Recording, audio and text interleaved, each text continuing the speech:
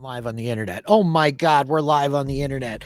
Taylor's gone. Troy is back. We're all here. It's Melissa's birthday. Happy birthday, Melissa. Happy birthday. Thank you. Okay. It is your birthday, as the office would say. I mean, Melissa is kind of in front of like a talking head Dunder Mifflin-esque background right now. It is that That's true. off-white. The like wall in my bedroom, so that the internet doesn't see my like messy apartment behind my usual desk spot. Yeah. Oh yeah, I so supremely can relate. It's a disaster over there. Don't look. It's been messy.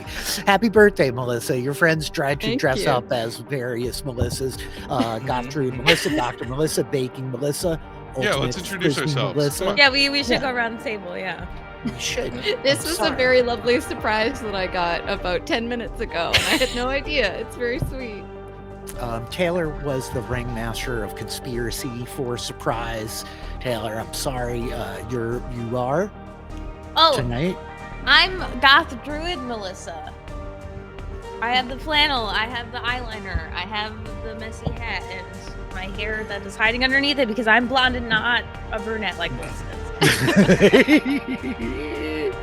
I don't think that we are holding that against you. I love Goth Druid Melissa like being an entire vibe and the like concern behind there. It's good though. Goth Druid Melissa feels on point. Melissa. Yeah, I mean, I have that sweater, and I think I bought that flannel this weekend. Yep. Yeah, I mean, this was an easy choice because Melissa and I dress very similar, so Yeah. it was very easy. I have that. Yeah, I have the druid sweater. Yeah. I love the idea of you buying a flannel and a sweater in May. Like, that's wild. Probably dirt Year-round. cheap at this point of the year. It's the time of the year. Yeah, it's I fine. I guess. was I mean, at- Canada, It's though. Canada. I don't know. I was at exactly. the thrift Season is store. flannel season. Shopping for a costume for a frisbee tournament, and then there was a plaid in the men's section, and I bought it.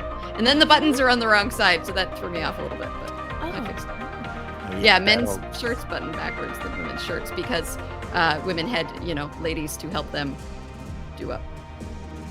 So I never knew that. Wild. That was I did not know that Wow, either. is this a revelation that's happening? What? I've like worn enough women's shirts to be confused by it every single time. I knew the I'm like, opposite. what is Like, happening? I knew it was like the opposite, but I didn't know the reason why.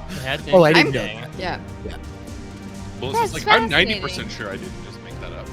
No, Oh, I'm yeah. really pretty Okay. Nope, it's real, yeah. We Well, believe anyway, it. Mike, you had this lab coat just sitting around. Which Melissa are you? This is awkward. I was actually just rushed my way home from the lab from my day of titrations and moles.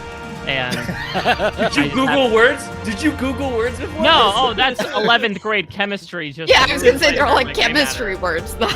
I haven't done that No. since high Of school. course, I am the one, the only scientist, Melissa. Here to save the world. One Can you do the removing atom of at a those time. glasses again? Yeah, From, one more time. I will, with and I will the for the rest of the headphones? night because they very much hurt. I don't know how Melissa's able to buy this. Like, it very much hurts having glasses pressed up against my head. Oh, I mean, yeah.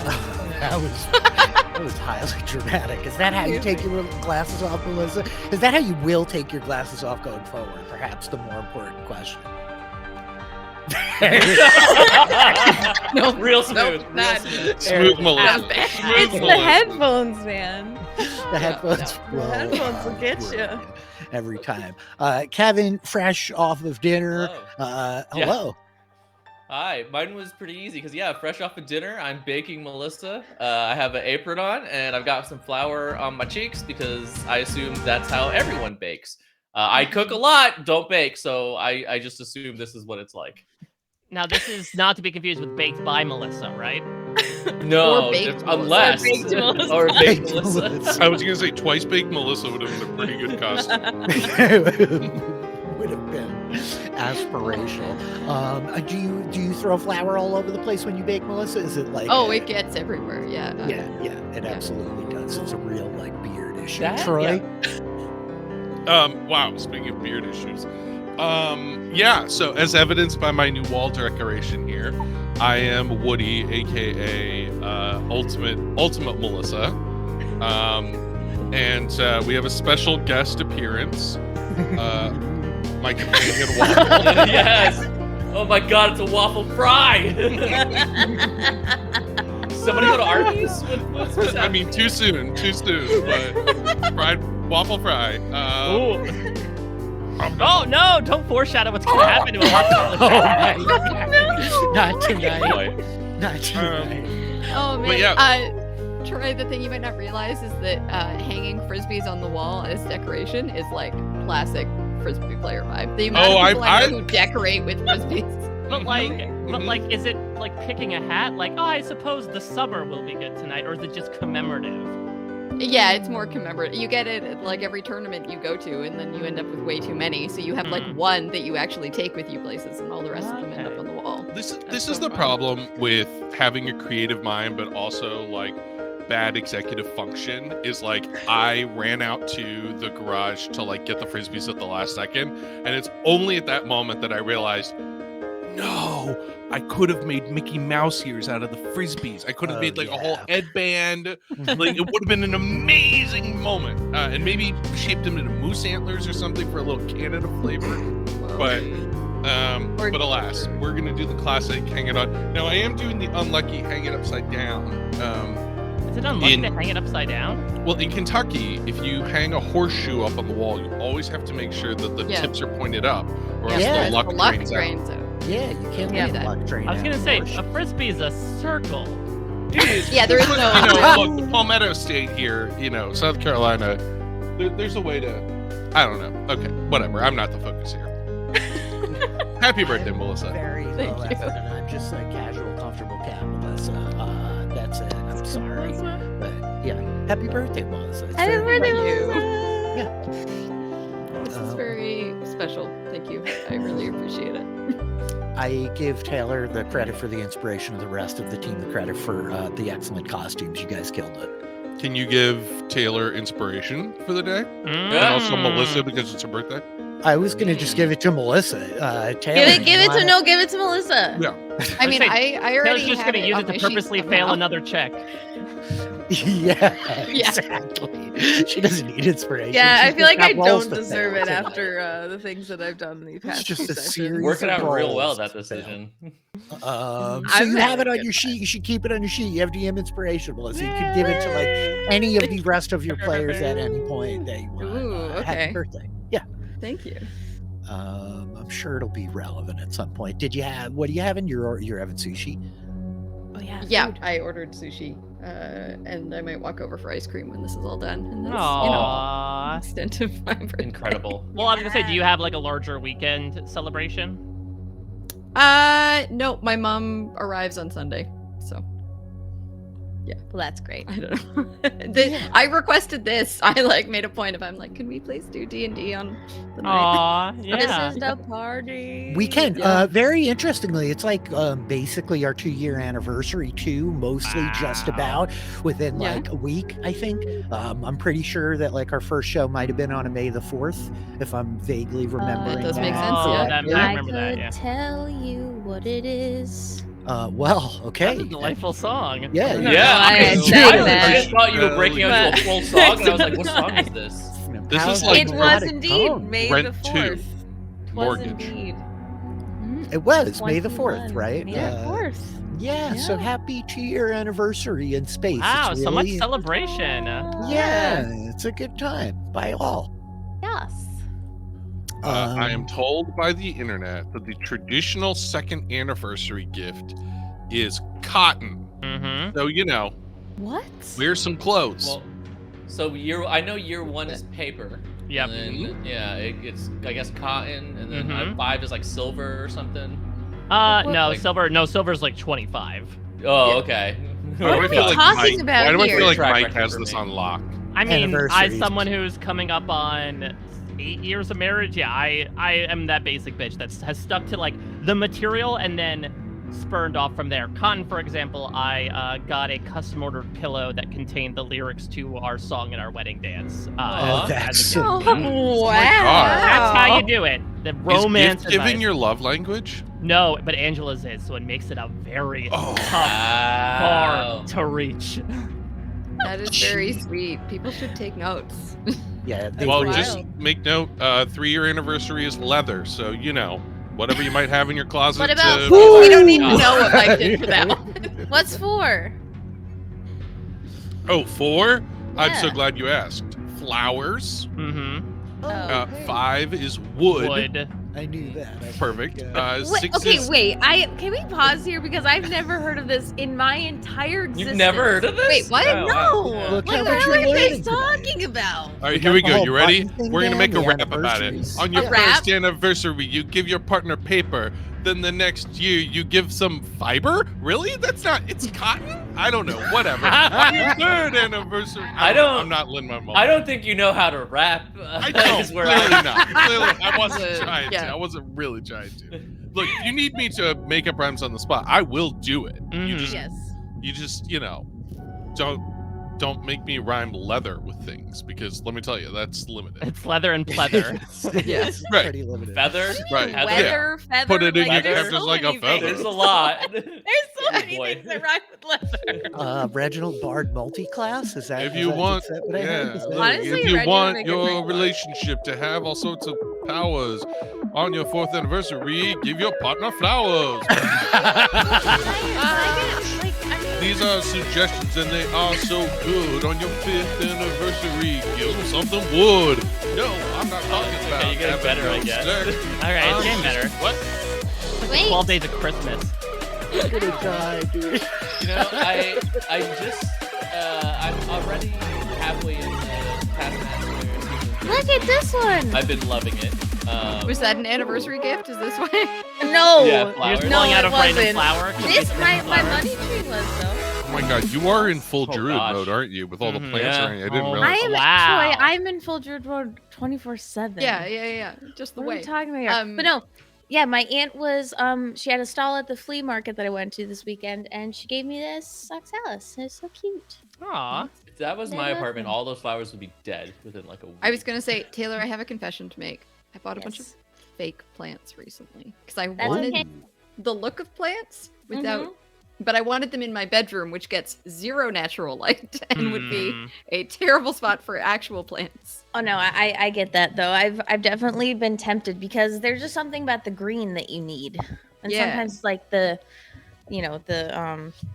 commitment is difficult. Yeah, I mean, so I you've have been my in my real house. ones, but My like curtains are like forests when Yes. literally like outside my windows in all directions are forests, so Yes. like very much can That's relate. valid. Yeah. You gotta do what you gotta do, like we live inside now, like whatever it takes for Can your you imagine headspace. going to someone's house in like the suburbs and their curtains were like grass? Were like a printed version of grass? That'd get up in your head, wouldn't it? It would, but I mean, imagine if it were grass, like yeah, with for a the number of picket fence reasons. with the neighbors' houses on the curtains across. But I think the thing that would trip me out the most is that grass doesn't grow on walls. And so I Yeah. think that's sort of is like, Well, no, I didn't mean actual grass, but I mean like a print that You, like you haven't seen those Right. like the big window frames of grass? I mean, I feel like it's practically Rich's curtain right now. just Yeah. That's what I'm illogical. saying. pretty close, yeah. it's I pretty want one of close. those, the big like wall frame things that have a bunch of like grass and moss in it. I want one of those. Yeah. They look I'm really I'm cool. shocked by fine this, surrounded Taylor. by nerd Genuinely posters shocked. and white walls. I'm good with my Yeah, my Kevin, choices. Kevin's a pure indoor boy.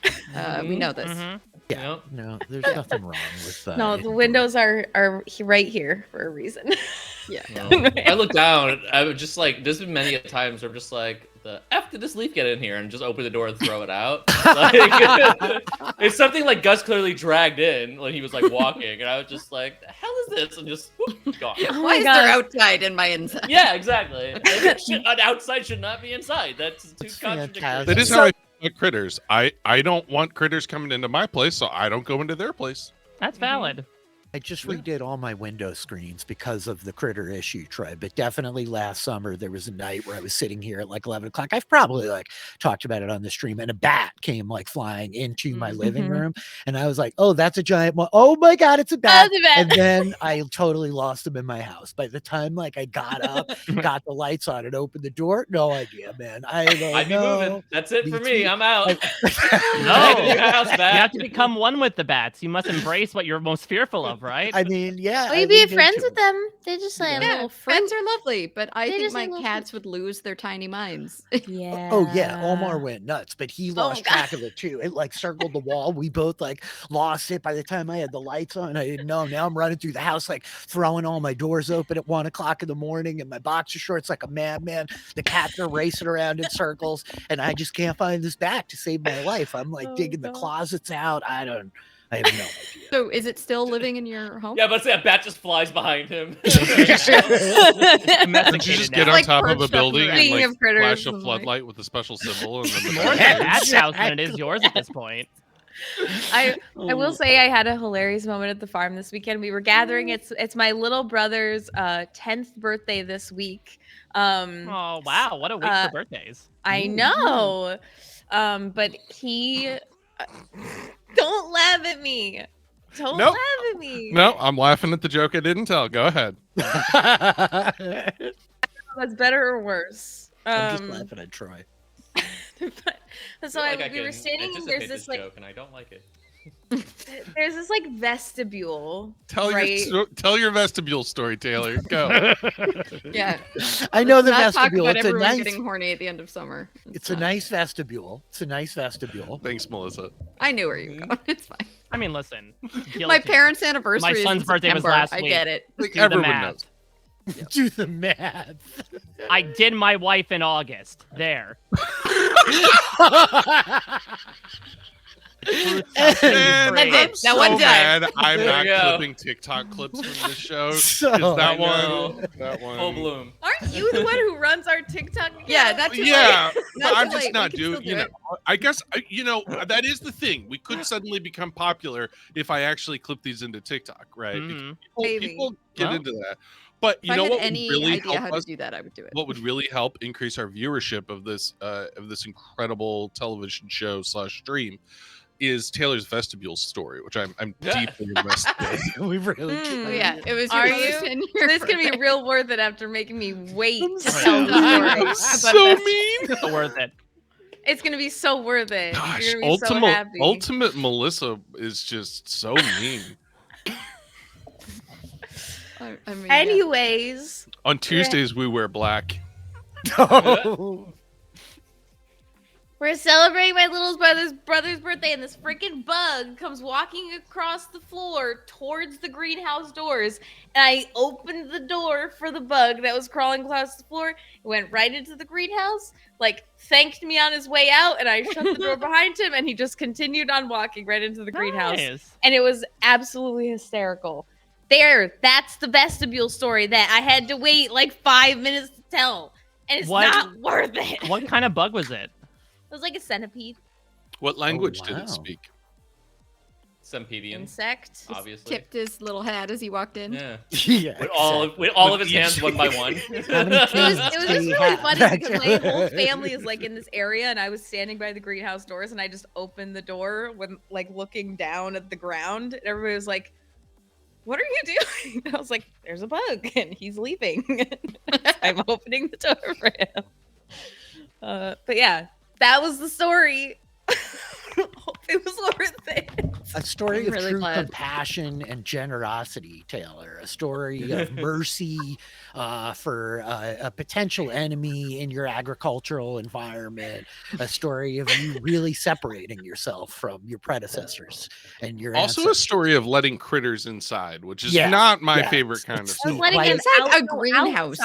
outside. Yeah, it's going into the practically Okay, but greenhouse. it's still got house in it. Nobody's living there. Oh, come on. It's mostly gravel and weeds. Also, Like, Troy, Wow. should we talk about how many spiders probably live in your home right now? Oh my Ooh. God, no. No, How I'm many you not. But it's swallow at okay. night? Spiders are cool, bros. I was working with Spiders are clients cool. like 3 weeks ago, and I had a big, ugly, really scary looking spider come running out from under my keyboard at my hand, like as I'm here, and I like started squealing like an 8-year-old. You guys, I thought you were gonna say you, I was like, threw I gotta call monster time at out. him. I need can't to wait. take an Yeah, I early can't wait for break. tonight when we take on just like this giant fangy menacing spider as Rich Well, is we going. already I'm did picking up my- gigantomoths, right? Like, Yeah, this is why Rich keeps attacking us with bugs. It's because he Yeah, I is think attacked it's by because them of personal regularly. Trauma. Yeah, It's his if it's not a payback. spider, it's a bat. That's what's happening tonight. Yeah, I do love exactly. spiders. Spiders There are were great. people flying on giant bats when you guys were on the jungle world of Rune. So, should we play the D&D? Yeah. Probably. Are we Yes. ready, Melissas? Mhm. Ready. Yes. Okay. Wait, where Is that your You're impression of excited. me? No, clearly not. I did say in the comments when we were preparing for this, as we listed out each of the different Melissas, I'm like, this is the most amazing postmodern Barbie situation Yeah. I could ever think of. Mhm. Right? We've got like PhD brain scientist Melissa, and also plays cool ultimate Melissa, and Mhm. also bakes, and is also cozy and comfy, and is also a druid. Like, it's Very versatile. eat your heart out, dream house. You've caught every side of me. Yeah. Yeah, I can't wait. I can't How's wait it feel till Greta Gerwig does this sequel instead of Yeah. Barbie. Melissa. Yeah, Melissa, I want it. For a teeny tiny audience. Greta Gerwig's Melissa. Ryan Gosling's gonna play one of your cats so effortlessly. It's fantastic. It's me, Just Tigger. start pronouncing Saoirse Ronan now, and you'll get it by the end. Of, Saoirse Ronan now. I mean, listen, we're fans of hers from the host, so there's a connection.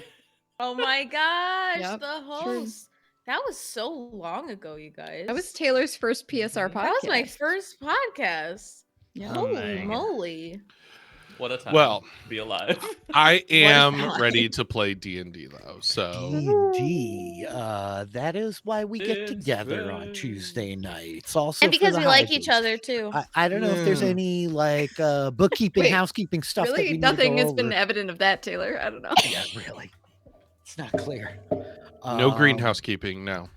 No Don't start. housekeeping. So I suppose that without further ado, where we last left our heroes, the lot of you having spent a number of months on Homeworld waiting for a great council of a number of established dignitaries from the various worlds that you visited to arrive, were beset upon by an attack, during the midst of which Lux's parents, Tam and Faye, got onto a doppelganger ship, the Bluebell as it was called, led and crewed by a gnome that was not a gnome, a man named Zivox, the doppelganger, masquerading as the gnome, Dr. Lanalaman, chasing him into the stars. You were entangled in a battle with the undead mind flayer Lich with his Kinduri whale skeletal ship, and you managed to disentangle yourselves, escaping from a trap that was laid for you while Vran the Undying, the Ilthalich, traveled to parts unknown. As you pursued these doppelgangers and their mimic ship, the Bluebell, across the stars, hoping to reunite with Lux's parents. You were attacked by pirates, a band of Githyanki raiders on a small vessel striking at you out of nowhere. You managed to overwhelm them easily, killing 2 of their number, but gaining the surrender of their captain and commander, who placed his sword upon the ground, putting himself in your mercy. So as we pick back up tonight, you have taken one of the Githyanki on board the Dragonfly as not a hostage, we don't like that word here, but rather an insurance policy of good behavior from the other Githyanki following after you in their separate, very small pirate vessel behind.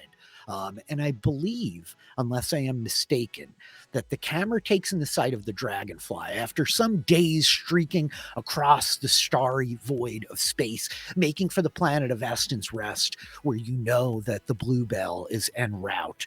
I think that the camera like kind of swoops over the red and gold ship cutting through the starry background. And I think that we see a circle of the crewmates on the upper deck, near the ballista, as Lux is holding in her hand an Ioun stone, found some time ago. Oh, wait, is that just a D20? Yeah. Never mind, I don't want it anymore. It's just a D20. Wait, you have an actual Ioun stone? What are you doing? Well, yeah. Um, marble. And so I think that, yeah, Ben has like gathered up the rest of you while Reya pilots the ship.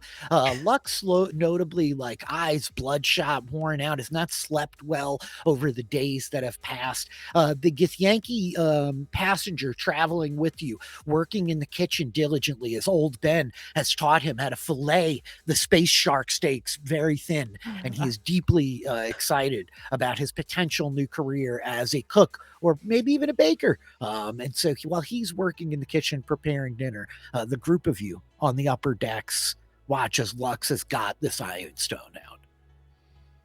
Right. Who wants it? Fight, fight, fight.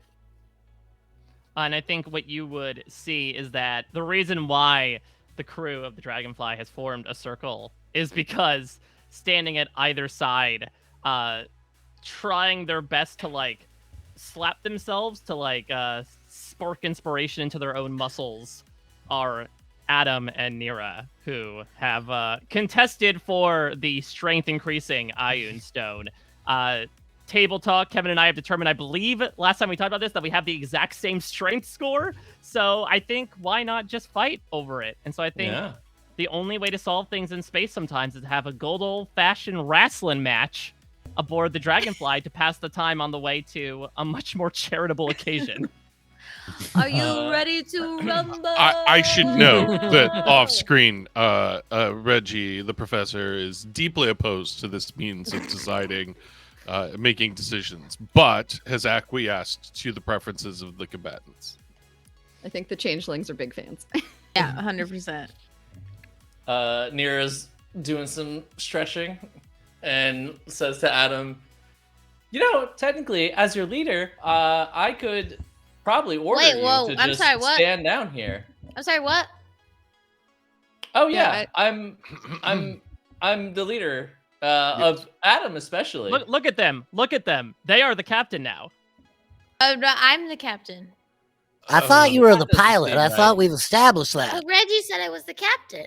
Well, look, it is a bit difficult to ascertain the exact roles aboard this ship, but we don't necessarily have a captain. Well, I'm Dragonfly's I'm more the of a pilot. collective, you know. Yeah. Oh, like But the I'm the changelings that pilot. kidnapped Lux's parents. Fantastic. It's a lot like Yeah. that, by my understanding, yeah.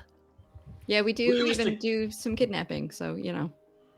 Yeah. Okay, we're just let's a fight. group of people all hanging Fight. out, and Fight, one of fight, us fight, happens fight. to lead the rest of them.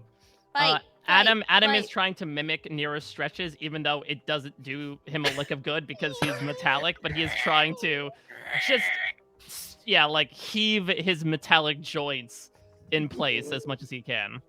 How tall is he right now? He is, where are you, Mr. Biosheet? 2'9". Okay, cool. Nira standing yeah, like so, how tall these days? 5'3", shrunk a little bit, a little slimmer, a little shorter.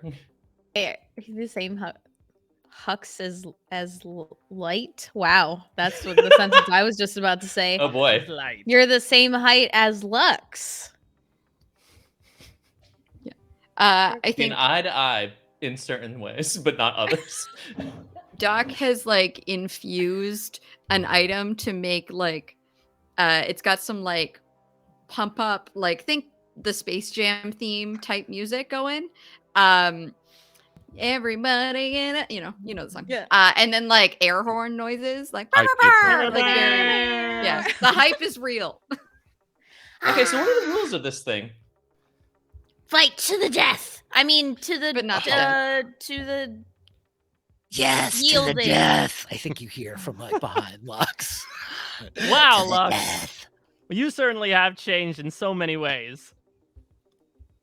fight. 1v1. Everything you got. But you know, Not No. quite everything. Yeah. Healer. I can heal Save y'all something for the on swim standby. home, one would say. Yeah. The swim yeah, home. we got some healing ready. So you Yep. know, just don't be stupid about it. At Wait, the end of the wait. day, Who's in everybody whose walks on. corner? Who's in whose Hey, corner? wait, is this not just an old-fashioned wrestling, grappling effort, or are we actually causing damage? What's an Ooh, old-fashioned? that's a good question. Well, I thought we were wrestling, but I can go pick up Iron Reef, I guess. Well, first of all, I think Doc, you should be in Adam's corner, and Reggie, you should be in Nira's corner. Okay. Like water bottle. for what, What purposes? Like Yeah. the shoulder massage situation. Yeah, I was gonna say Doc is gonna reach up and like massage the like metallic shoulders. Be like, you got this, Adam. I Maybe enjoy your some, like, poking. WD-40 for Adam over there. Yeah, and Waffle yeah. will like fly With all around due and, respect, like, do some Nira, I shall sprinters not be and- laying yeah. my hands upon you. Yeah, I'd prefer not. Yes. Yeah. Well, then it appears I'm put in some sort of coaching position, in which then I'm forced to pick a side, and we'll just say, rip his fucking head off. I mean, just, don't lose. You can't lose. I think Reg would look over and see Adam just like joyfully waving, like, I love you, Papa! I will wrestle for your Apologies.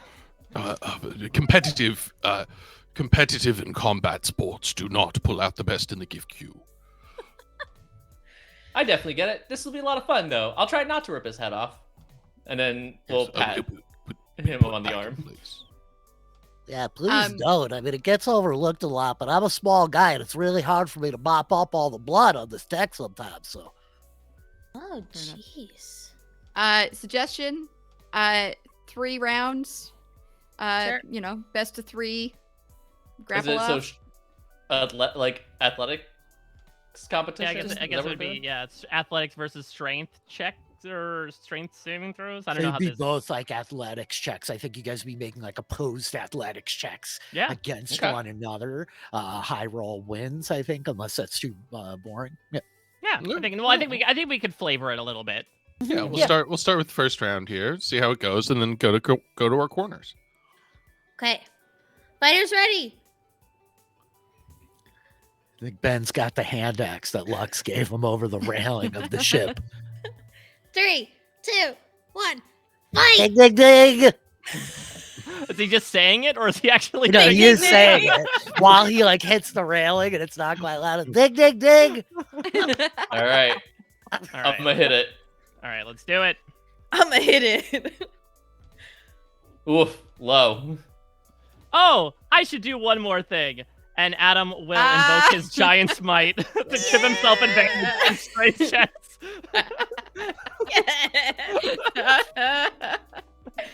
Okay. 22. 22. So what does it look like Yeah. as these two crash into each other for the first round? So I think what Adam would do is choose to tactfully deploy this sneaky little trick of his. And I think what he would try to do is dart in between the legs of Nira. And as Nira tries to, reach down and grasp him, right at that moment, he will activate his giant's might to just Ant-Man style, like expand in that space, causing Nira to topple head over heels to the ground. Yeah, from underneath you, the heaving form of the robotic body as it like doubles in size, and then again, like shoving you over and kind of pinning you to the ground for a minute, Nira. So I guess once we break apart, Nira is just like, oh, tricky. Okay, if that's the way we want to play it. Waiting for the bell. Adam takes the first round. Okay, to your yeah. corners. Oh, okay. Adam, you did so good. That was so impressive. I was debating helping, and you didn't even need it. You got this. Oh, it's fine. You can cheat as much as you can. That's what Dr. Laiwi taught me. It's okay. You got this. I believe in you. Yeah. Beat the weird thinks they're in charge here right out of them. Well, Nira, that must have been deeply upsetting for you and embarrassing amidst in front of your new friends here. Oh, not at all. Really, just to set the terms of this contest. I guess I just didn't quite understand the rules, but now that I do, I've totally got this. What are the rules? Oh, you'll see. Fighters ready? Round 2. 3, 2, 1, fight! Dig, dig, And dig. then Nira immediately turns away from Reggie and just goes over and says, like I said, surrender, as command is cast. Woo! I think Ben's like looking at you, Reggie, like, I think they might rip his head off now, Reg. What saving throw is that? Wisdom. Woo! Okay, well, could be worse. Could be charisma. Nope, still You bad. failed. 7. I guess I won. Cool. I guess I won. Can Nira, I get take the the stone second round. Oh, I think he gave up completely. What is it? Well, it's only like one round, Oh, okay. like, the surrender. So for that like 6 seconds, I Yeah. guess, like, what does it look like, Adam? Like, what do we see, Adam? Like, how do you surrender? I guess. Oh yeah, I think it's very simple. I think Adam's smile never breaking. Just you see it go 90 degrees, hitting the ground as he pins himself with his own arms, hitting it 3 times in the process. You win! Congratulations, Captain! Good round! Well fought overall! Okay, Thanks. Wow, to your I quarters. appreciate you listening. Go talk to your coaches. that was pretty tricky. What do you think, Ben? This is a pretty crazy competition. I don't know. I got a bad feeling about this, to be honest with you, but it's too Wait, late what? now, I think. This is so fun. We're already on round 3. It's going to be a tiebreaker. Hey, Oh, that was a cheap shot, but you can do it. I'm pretty sure they used magic. They That did. was so mischievous. I am jealous. It was. I wish I had some magic to help you out with, but I don't. As did I. Papa has only talked to me about the great magics. I have yet to be able to use it. Yeah. Nira, I must say, I was expecting you to play a bit more fairly, no? Oh, well, I figured if you're able to just use the abilities at your disposal like he did, I don't see how that's unfair at all. Adam, What? I have an idea. And Oh. Doc is gonna pull something out and hand something to Adam. What is it? Oh, well, that seems against the rules, but whatever. No rules. Or increasingly fewer rules as this goes along. All right, so Adam will look at Doc and throw it at Nira. He hasn't even rung the bell. Okay. Whatever it is being thrown. Let's do this. No, I I'm think excited. Doc will reach out and basically pulls out pieces of cotton and like stuffs it over wherever Oh, your like ear holes would be. 2-year Your anniversary. sensors. Yeah. this is such a new sensation, Doc. Doc, I cannot hear. Yep, that's the point. Now go. Alright, I do fighters. think there is this Forward. moment of Adam like throwing the cotton though, as it's like it just kind of like floats. Yeah, I down think he to the does take a back. little bit and say like, aha, a weapon, and he will just throw a loose swab of cotton into the air. I guess that helps me know what you did, which is helpful for me. Yeah. There we go. Fighters ready? Round 3. 3, 2, 1, fight! Dig, dig, dig. Nira's eyes flash as Sanctuary is cast on themselves. Oh my gosh. So Nira's gonna cast Good Sanctuary, luck. which means that Adam has to roll a wisdom saving throw to attack them, I think, right? Mm-hmm. Oh. You want to drop it in the chat, Kevin? Yeah.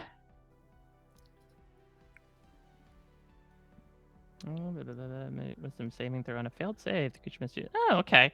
I will use. Let's see if I want to use something. Yeah, cool. All right, so let's try this. That's a dirty 20. Oh, Dirty 20. well done. You have succeeded at your wisdom saving throw. So I think you see Adam just like shake it off. Oh, that was astounding. It makes me want to kick your ass even more. And he charges in for the final match.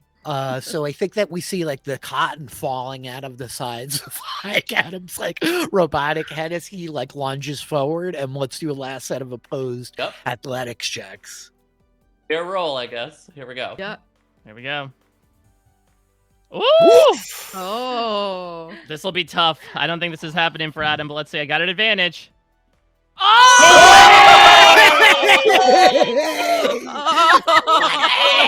You can't feel bad about that. Well done. Yeah. Nice. Oh my gosh. That was I so love good. D&D so much. Amazing. So we see this last beat where Nira like conjures this magic, this sanctuary. They stand serene for a minute as Adam like shakes their head, the cotton falling out, like lunging forward. And I think there's a beat where like the two of you like hit like titans, like Adam kind of looming over the smaller form of Nira, the like pixie hair as you're kind of like bearing down under the force of this thing, pivoting around. I think it's like a long contested moment as the pair of you are like circling, grappled at the arms. Until like Adam is able to kind of just position a foot behind them, like getting leverage and shove down in the size just too much to overcome as Nira like goes down to the deck on round 3. Adam wins! I think he'll detach his arm and attach it to Lux's, so it's just, yeah, still see that's just hanging above her loosely. Well, okay. I think Lux puts the Iron Stone in the hand and then tries to hand Adam's arm back to him. Fantastic. And Adam will help that arm down to Nira. Captain, very well fought. That was very scary when you told me to pin myself to the ground. My former master would be very pleased with your trickery. Well, again, don't really think it's trickery when you established that we could just use whatever powers we had, so seems within the rules. But this was fun. I had a really great time. I'm glad I have you as part of my team. 100%. I'm still subservient to you, even though I now possess this tiny little thing. I think That's you guys great. hear Why like don't you clean up the deck while we go downstairs? Of course, Captain, and he'll start sweeping up with his disembodied arm the ground. and I think as you're doing so, Ben like looks at you, Nira, like, well, thank you for that. I really appreciate it. Nobody's ever asked anybody else to do any sweeping around here. I like a tiny deck. And it's at this point we hear the like hatch opening as the brown hair, green skinned like form of the Githyanki comes like climbing up the ladder.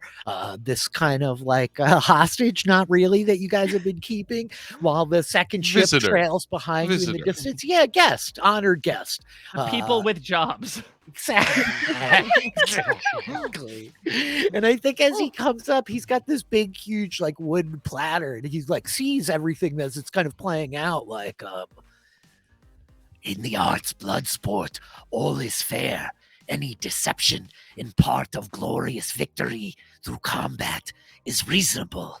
I have made for you all more shark steaks. I have cut them as thin as paper. Are you hungry? Whoa. I don't know. Have we officially met? Yes, I have been living on your ship for days, though I can imagine that may not have been clear given the wrestling match getting to your head. Oh, apologies for Lux. She only sees red at this point, and so unfortunately you escaped her blind sense of rage right now. Yes, I can see your eyes look deeply bloodshot and furious, like... Can we stop talking about my eyes and my Yes, I am sorry. So I do not what's mean to make value judgments. You're fine. What's your name? Do you have a name? My name? Yeah. You are not kidding. I think it turns looking at Adam and it turns back to you like, I am Quarin. You may call me Quarin. Quarin. All right. That's a cool name. Yes, I am training to perhaps become a butcher or a baker or a candlestick maker of some type. Wow. These are Impressive. like very different types of Yeah. skill sets. Do you prepare what- wax in the way you prepare meat? I have never prepared wax, to be honest.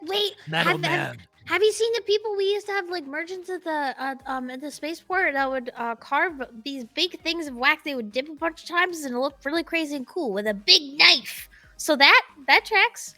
What are you talking? What? Yeah. That is why these professions were recommended. I am good at knife work. Yes. Yeah, you would be probably so good at that. I guess I there think are as like he says- knives involved in all of them. Yeah. Okay. Okay. Yeah.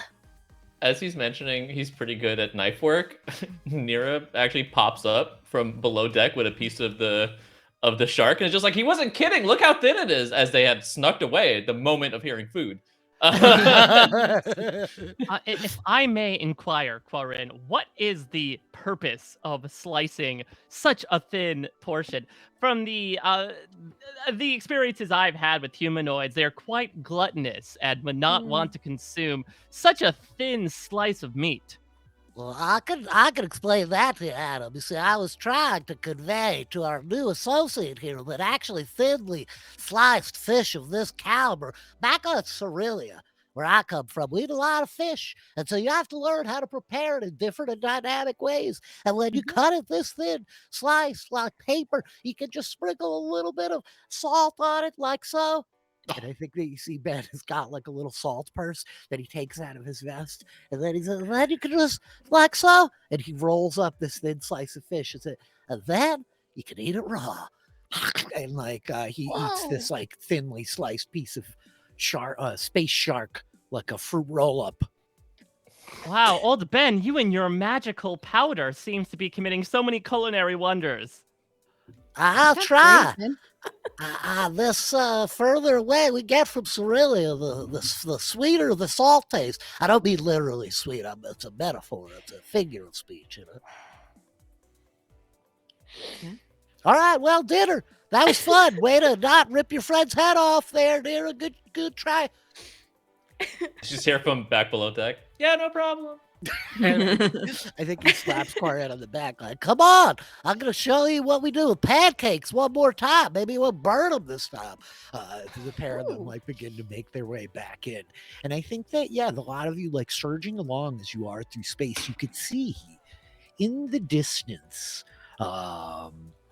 as you're approaching this planet that you've been coming towards, Eston's Rest, the like starscape distinctly kind of green, a very notable ring kind of running around this kind of green glowing hub of a world off in the distance across the stars, as a lot of you are like left up on deck. And yeah, I guess Adam, now you have an Ion Stone, which I'll put on your sheet. Papa, will this make me do magic? I want to compel people to fall like Nira did. Well, we should discuss this. Perhaps I can compel someone to impale their head upon a spike, or tell their children they do not love them. Wow, what a or creative... have them default on their loan payments. Oh, now that is far worse than almost anything else. The interest rate would be simply incredible. It would be... it's neither here nor there. Look, Adam, how to put this? Well, the arcane is a gift that is earned or given, but it must also be wielded responsibly. There are things one can do with the magical abilities that are what is unkind. At this point, Doc is still with the big one. Well, Papa, I have been doing unkind things ever since I was created. What unkind things do I need to do? Oh, well, no, I'm not recommending that you do unkind things. In fact, quite the opposite, that you put some thought into how one would wield the sword of magic. There's a sword? Well, there are many magical swords out there, and perhaps in time... Great, I would like one, Papa, please. Oh, I appear to be fresh out. Perhaps you could take one from Nira in a future competition, but that would certainly be entertaining. Not something I'd recommend, though. Do you recommend... I am not familiar with the hierarchy of this ship. If I am challenged to combat with the captain again, shall I throw it their way? I fear recompense is in store for me, and I have to swab the deck for the rest of my time on this godforsaken ship. It's certainly an insightful question to ask.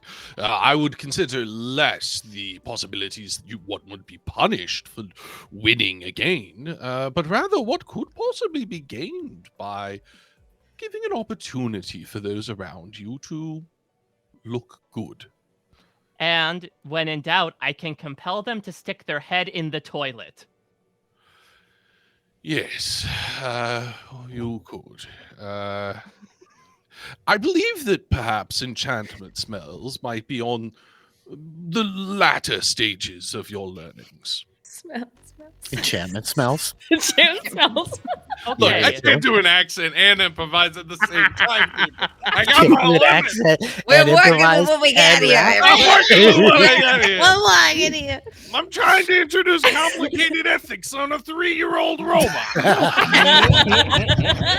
And the I way, think Adam this will is my just next character. once Reg dies, like I'm Reg's brother, Dominic. Hey, nice to meet you, Tommy G. I think Adam, mishearing Reg's comment, will just walk over to the ladder and just start like inspecting it, waiting for its abilities to reveal itself. There is much work to be done.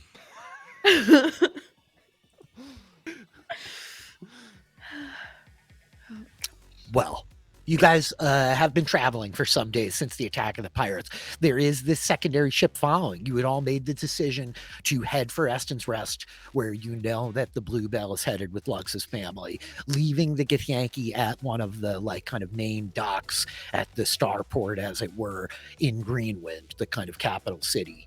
Before you go pursue them. And then you can figure out what you want to do about pirates after that. But the focus being on Lux's parents, the second ship is kind of following you as you're closing in on the world. So you've all had the opportunity to sleep over the past couple of days, except for you, Lux, as every night when you have found yourself these past few evenings looking for rest, there are visions consuming you of Zivox, of the man wearing the gnome's face, of the doppelganger with its kind of featureless figures.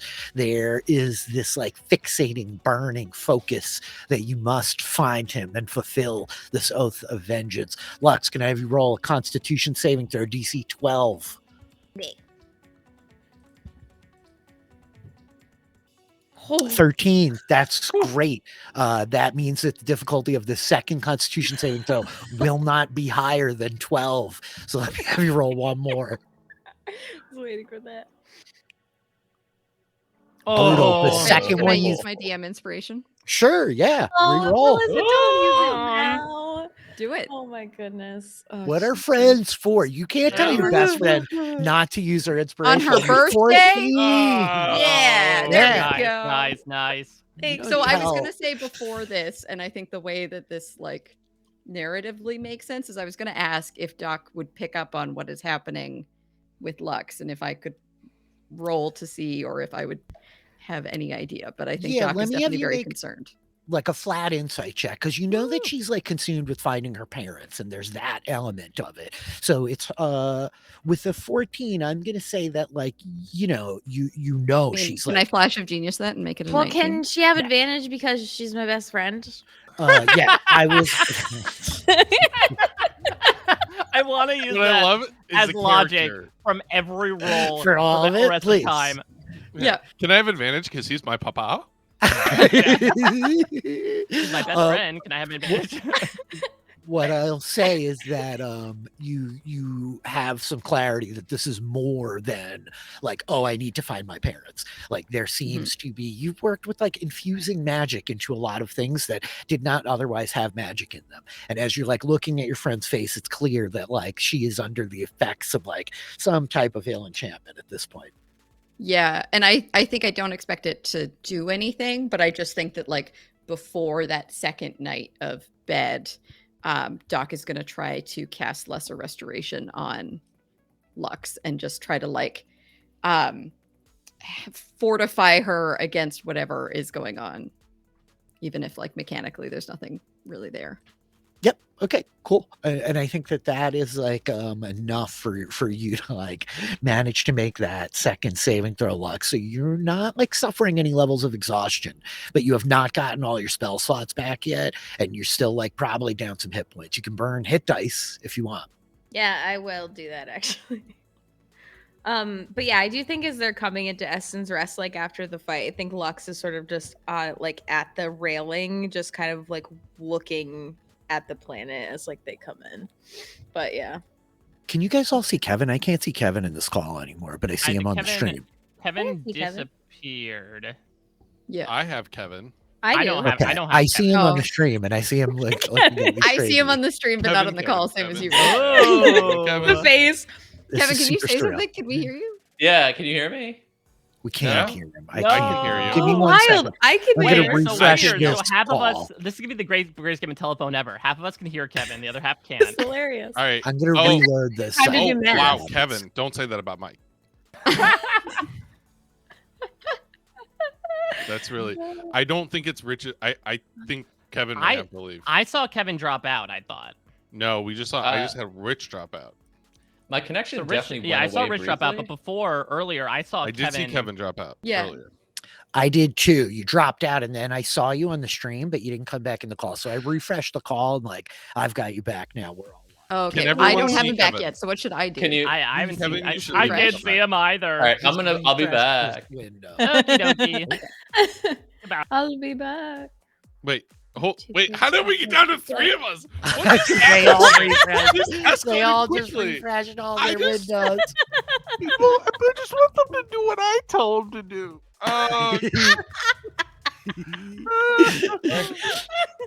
What happened to Melissa? She's on her way back.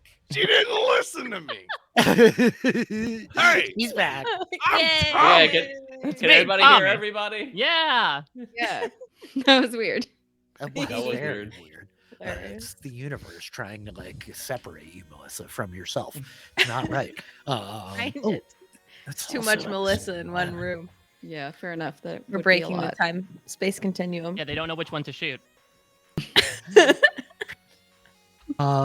So Lux, as you're like kind of like you're peering out over the railing, you guys are like closing in on this world. I don't know if there's any like last stuff you all want to do or final conversations you want to have or anything notable. Yeah. I want to do everything that I would want to have done once I know what we're dealing with. So there we go. I think Hmm. as everyone is at breakfast or dinner again, time What is a are meals in construct. space? Yeah. Exactly. I think Mhm. Adam would, clank his way in as ceremoniously as he usually does. But if you were, glancing up at him, I think everyone who does would do a bit of a double take. You could swear that overnight he looks about 8 inches taller. And that's because he indeed has. He's undergone his own form of robotic puberty. Goodbye, 2'9". Hello, 3'5", baby. Yeah.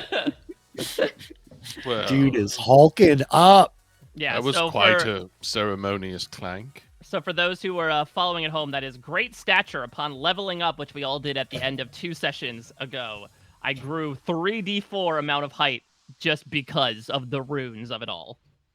Oh, and your giant's might damage goes up. Very Mhm. cool. I love that it kind of ties in with you getting this stone, right? You've Yeah. now, like, Yeah, it's got perfect. this like stone Yeah. of strength orbiting you, and as it's like casting down this almost like a spotlight, like disco ball kind of glimmer from above, rotating in a circle around your head. It's like it's increased your mass. Very, very cool. Good morning, everyone. Is anyone up for a dance party? As he points to the glowing orbiting stone. This is, for the record, another day after the. Well, Like it 2 would have been days, like right?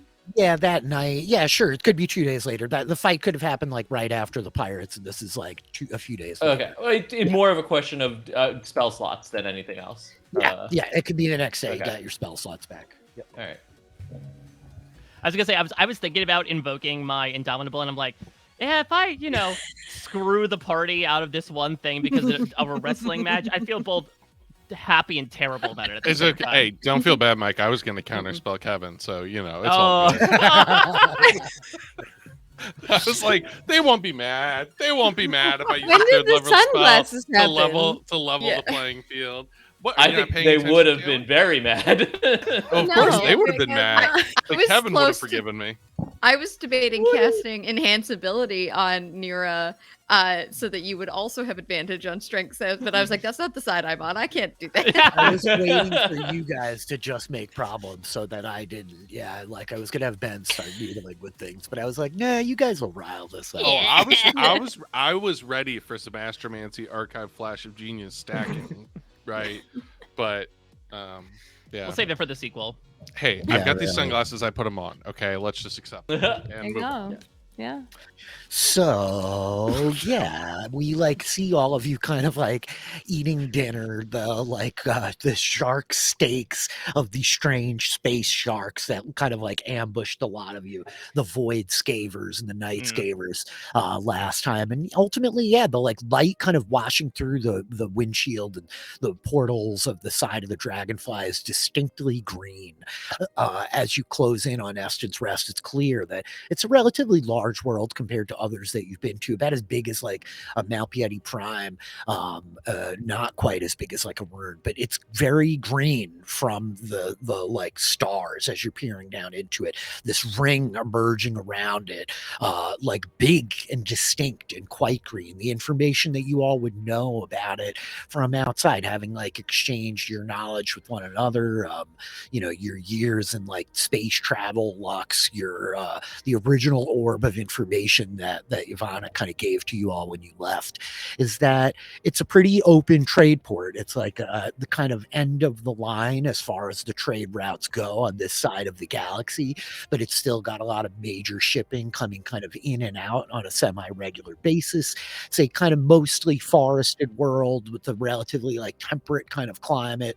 It's known for having these like really huge animals. There's a lot of like mega flora there, or mega fauna, I should say, like these very big creatures that are oftentimes like an export for a lot of like the trade guilds and all this kind of stuff. But it's a bit of a melting pot of people, big like human population. There's not like any like standout, like kingdom of doppelgangers here or anything like that any of you know about, right? It's like a relatively like kind of common world as it goes in the galaxy in terms of like travel and ships coming in and off world. So I don't know if there's any other questions or anything you guys want to know, but yeah. I do think I think that Lux would be spending the majority of the time out on the open deck, just like kind of looking at Eston's Rest as they come in. Do we have any sense of where the Bluebell is on the planet? You have been like kind of trying to like lock in on it, and as the days wear on, the exhaustion beginning to like bite into your muscles, the fatigue like just at the edge of your senses as like vengeance keeps you moving forward.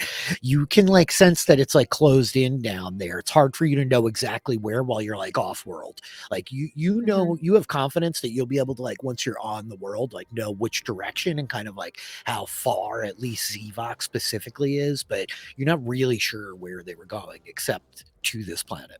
Gotcha. Okay. I think Doc is gonna bring up some like warm cocoa and like hand it to Lux on the deck and just kind of look out quietly for a moment and just be like, we're gonna find them. I know they're your parents, but they're the only family I have left. You're not alone in this. I know. Just sick of people messing with us. This is one step too far, you know. Yep. Oh yeah, we're gonna make him pay. Yeah. And so we see the ship like carving in, kind of pitching down, cutting through the stars, moving past this like huge kind of ring around the world. As you guys are like closing in, pulling closer and closer to the planet itself, moving past the ring, you can see it's like mostly like kind of gas, this like thick green gas, but there's huge chunks of rubble floating in it as well, along with a bunch of like smaller kind of like gravel-sized, hand-sized, pea-sized particulate. There are these like like big boulders moving in this belt around the world, with like, like regularity, all of them like in this kind of circuit of orbit around the world. And so you guys start like pitching down, driving down towards the planet itself as you're closing in, and it begins getting bigger and bigger. It is this very distinctly like kind of green world glimmering back at you. The sight, like as you begin to close in, you're beginning to see like the edges of the atmosphere. It's almost like these green swirls of clouds, a huge kind of like storm system massing over one part of the world, like Reya navigating from the cockpit based on using the actual like navigational orb that Yavanna gave you. You guys are beginning to like pitch down in now, like cutting into like the top of the atmosphere, and you realize as you're kind of like dropping down into the world itself, there's almost like this green glow all around you, reflecting off the top of the clouds. Like the sunlight diffused through this ring around the world has like created a hue to the very light of the world itself. But yeah, you guys like kind of drop down in through the clouds, like punching out of the other side, now like down into like the planet proper, as it were. And you see these like rolling kind of like hills and mountains covered in forest, mostly conifers, these big, large kind of evergreens everywhere. And then this like enormous swath that looks almost like another cloud moving directly at you low, but it parts, and you realize it's this sea of birds, of like these brightly colored like blue and green and red, like almost like parrot like birds, kind of large, not gigantic, but like swarming around you. But like where you're like, oh my god, are there hundreds, thousands? Is this like 10,000 of them, as they kind of like part around you, like swirling back together into like this kind of vortex, the sunlight reflecting up off this kind of enormous lake. And the city itself, you see built along the edge of this lake. There are a series of ships literally parked right in the lake itself. Many of the starships, even like the one behind you that the Githyanki pirates are in, they're built with the traditional kind of like hull and keel of like a sailing ship, right? And you can see just at a glance, like pretty much as far as you're looking in any direction, that the like tree cover is so thick it would be hard to find anywhere to land outside of these lakes. So it kind of makes sense to you. But as you look over the city itself, kind of pitching down in, looking for like the landing pad or the starport, it's almost like a Florida Everglades type of like a vibe here. There's a lot of like kind of, yeah, really. There's a lot of like boardwalks down low along the edge of the water, and then this really wide, it's almost got the biggest footprint of any of the cities you all have seen together, like sprawling kind of like urban mass, all of these small like wooden kind of houses giving way to like these larger kind of mismatched stone buildings. It's all like very kind of piecemeal, and you could see like pieces of it built on top of itself and expanding out in different directions, kind of sprawling out underneath the tree cover of the woods behind it. But yeah, like circling down in, like coming over this lake, I think that you guys can see there are a couple of clear like landing pads that seem to be floating almost on like buoys on the lake in between some of the other ships that are out there. Yeah, anything like notable you all want to do or discuss? I mean, do we spy the ship at all in this immediate vicinity? Yeah. Great question. As you all are like scanning up over the top, I think probably Lux, you'd be the first to like spot it. You probably got the keenest eye for like the individual ships. You see the like hull and the Bluebell parked like sitting in the water amidst there's actually a good pile of ships here. It looks like about a dozen of them. Like the Bluebell is quite big compared to like this little Githyanki vessel that's following behind you, right? Do I sense like Zvox in the direction of the ship?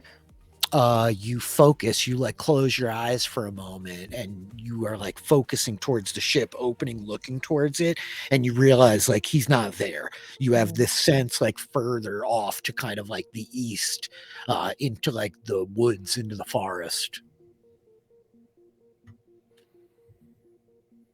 I think Reg will like broach the subject. Maybe sometime as we approached the planet, but certainly as we get closer, of just saying like, what is to be our temperament as we approach this situation? What situation? Well, The one where the What's it- guys kidnapped my parents?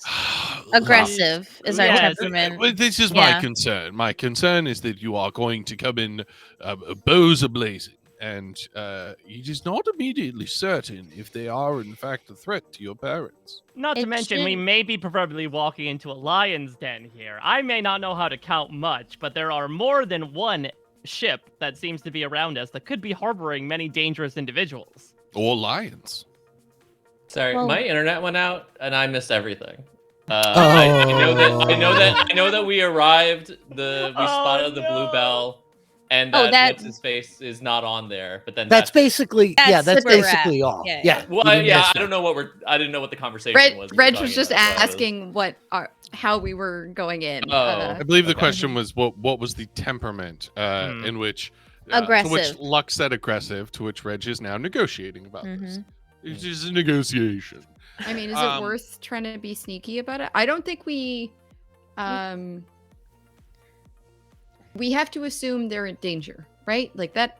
Yes. We don't get to. We should move forward as though they are, but we should not assume that they are. Now, if Zvox is not on the ship, that does not mean your parents are not on the ship, correct? I don't.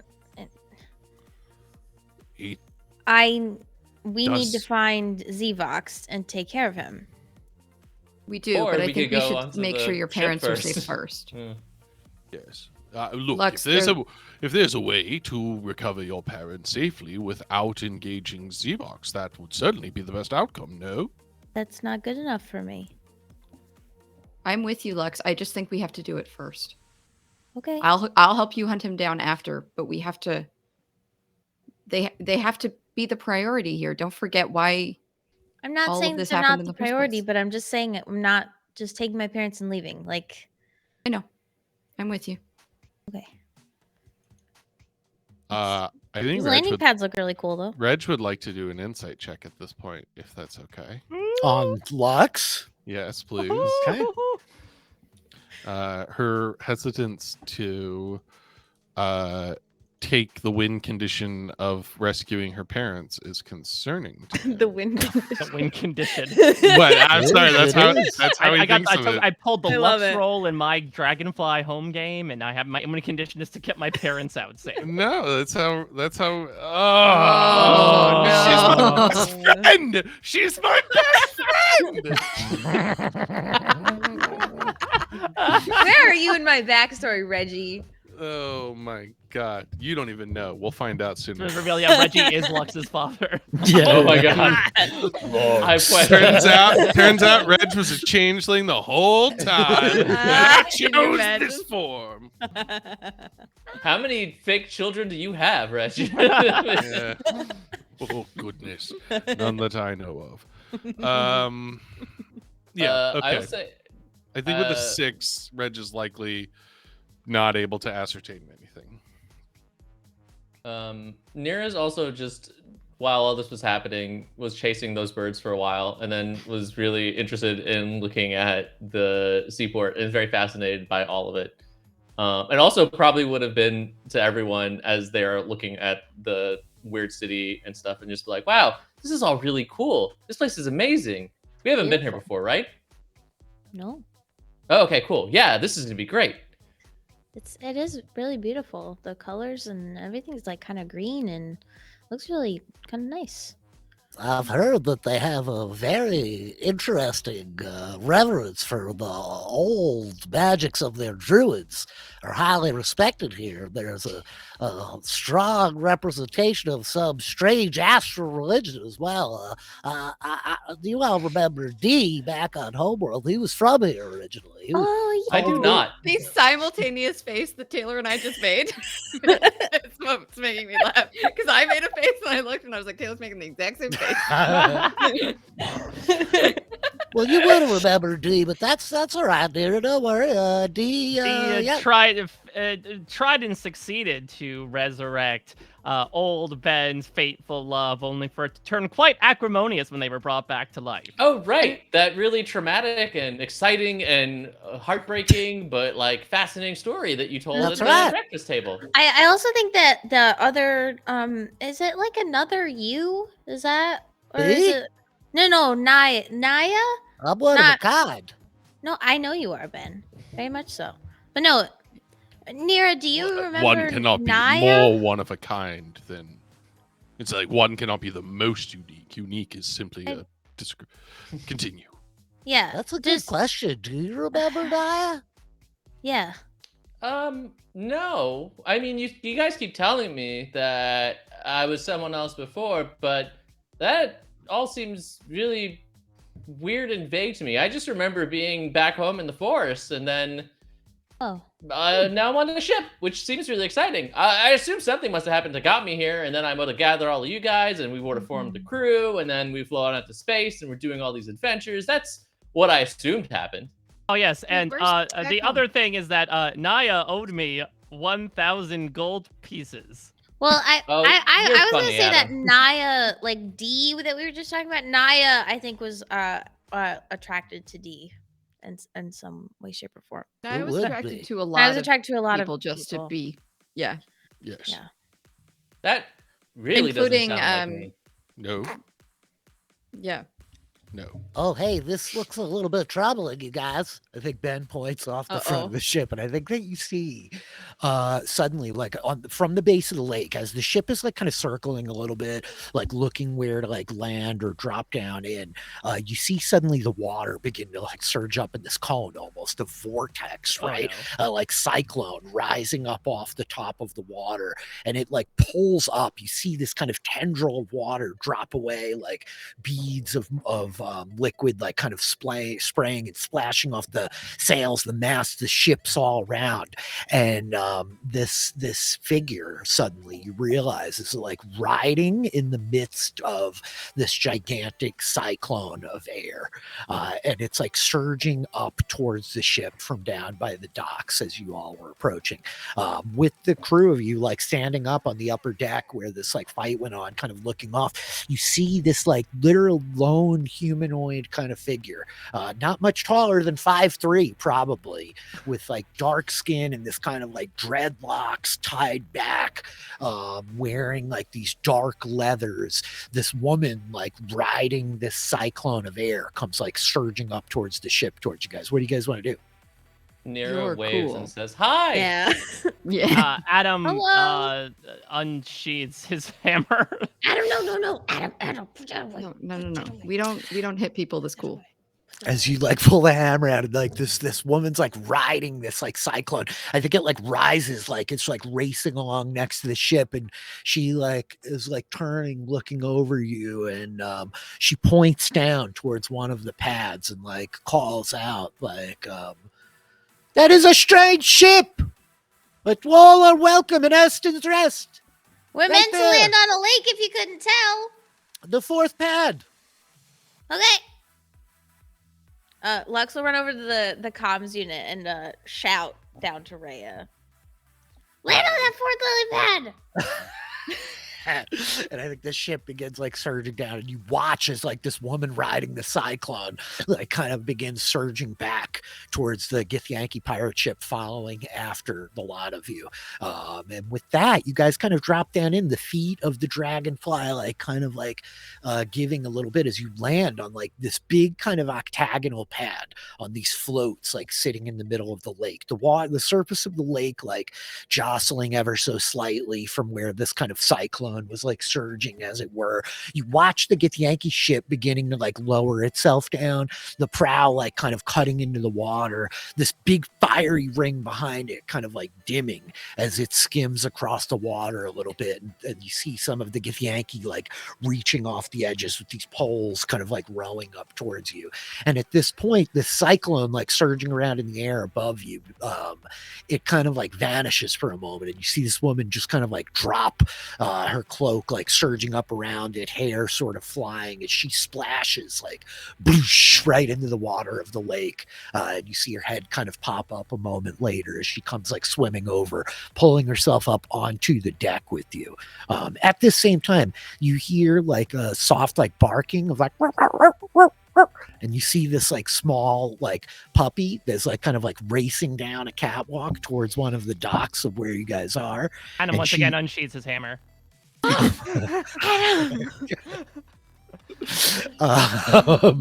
Ben's like, no. We've only met nice dogs in space. It's the bugs. The Oh, bugs. is that one of the other rules? There are only nice dogs in space? That's right. Yes. It's been pretty consistent. Yeah. I love that guy, Zabar.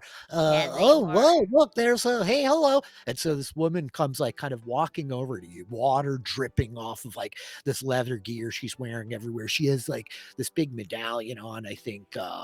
She takes off like the like kind of cloak almost like wringing it as she's like walking across the deck and looking up, and it's just like, well met. We have never seen anything looking like this before. This is a very unusual ship. It's the Waffle Dragonfly. flies over to the dog. As like the dog comes like trotting up to you, like you hear like this barking back from the dock as like a second tiny little puppy starts like racing down towards the lot of you. And she like looking it over and turning back to you, Nira, is like, well, it is a dragonfly. The dragonfly. The Dragonfly. And we're the crew of the Dragonfly. I'm the captain, and we are here on an No, important and vital mission. The captain's position is kind of all of us. We're like a group, you know. Mhm. But Don't I'm the mind pilot. her. She's crazed with vengeance. So, What? No, she's talking I'm crazy. the pilot, and I'm really cool. well, that much is true. She is the pilot, and cool when she's not. And who are you, shooting. wet lady? She like chuckles as she turns looking to you, and she's like, my name is Noda. I am called Noda Wook. Say no duh or no no. No, Noda. Noda. No, what? Noda. I think she says, I am one of the keepers of the port. We do our part to make sure that all who are landing are put where they belong. I must confess, I have never seen a ship such as this before, but I have heard of you all. I am aware of the crew of the Dragonfly, of your adventures, your exploits. The bards sing your tales. So it is spoken. Really? Well, Not Nira's ah. very excited about all of that. Wait, really? Whoa. Yeah, what? Which bards? Well, Oh, wait. Hang on. I'm sorry to interrupt you. But All let's right. just quickly. Oh, yeah. You're Noda. I'm Lux. Are you a dragon? Yeah, that's what I thought Lux was about to say. No. We Well, it do would do not. perfectly fine if you were. Can you turn No. into one? It would not. Mhm. None of you are dragons, are you? No. Well, we have No. Well, one. except Lux points at Waffle. Yeah, but you know. Is there a no dragons policy? Yes. It is a very Oh. extreme and serious policy. We had, trouble in the past. Dragons are not received well in this place. No dragon policy. This is I our think Nira dog. turns over their shoulder and just says to Einreeve, "Sorry, buddy." No. So, speaking of like things that can look different than how they are normally, Are you referring to those Githyanki? Because they do look like a band of raiding pirates. No, they're not that anymore. We got them to surrender. They turned over their command to me, and I've successfully convinced them to become chefs or butchers or open a profession or restaurant here on this planet. So they're They make finding. candles now. We also didn't finish the introductions. My All name right. is Professor Reginald Frybottom, and we are here in order to find a missing person. Persons. two Yeah. missing people. More than two. Right, Who but do not look two in particular, and then others. like what they appear to be. Yeah, changelings. There are some members of the Shifting Thread here. Yes, I presume you are speaking of the Bluebell and their crew. Yeah. Also, this is A.D.A.M, Doc, and Nira. Yes, I'm That's I sorry. love that about every time someone introduces themselves, they're like, we're gonna just add another question to prevent any other introduction. That's how this works. Yeah. Oh, by the way, do you dream, Noda? I mean, Yes. sorry, can we focus? We came here Yeah. to rescue people. Yep. That's correct. Wait, That's Ride the on the question I wind. mentioned. Bluebell. Where Rescue. did you see the people who came off of the Bluebell? Yes, the Bluebell arrived last night. They made their way back to their home. There's this number of the crew who were traveling with them. They had refugees from Homeworld. That's, I presume, you are searching for? Did they take the group off of the ship? Not all of them. Some, yes. Wait. I'm sorry, I'm confused, perhaps. Some of the crew of the Bluebell still remain upon the ship. Reginald.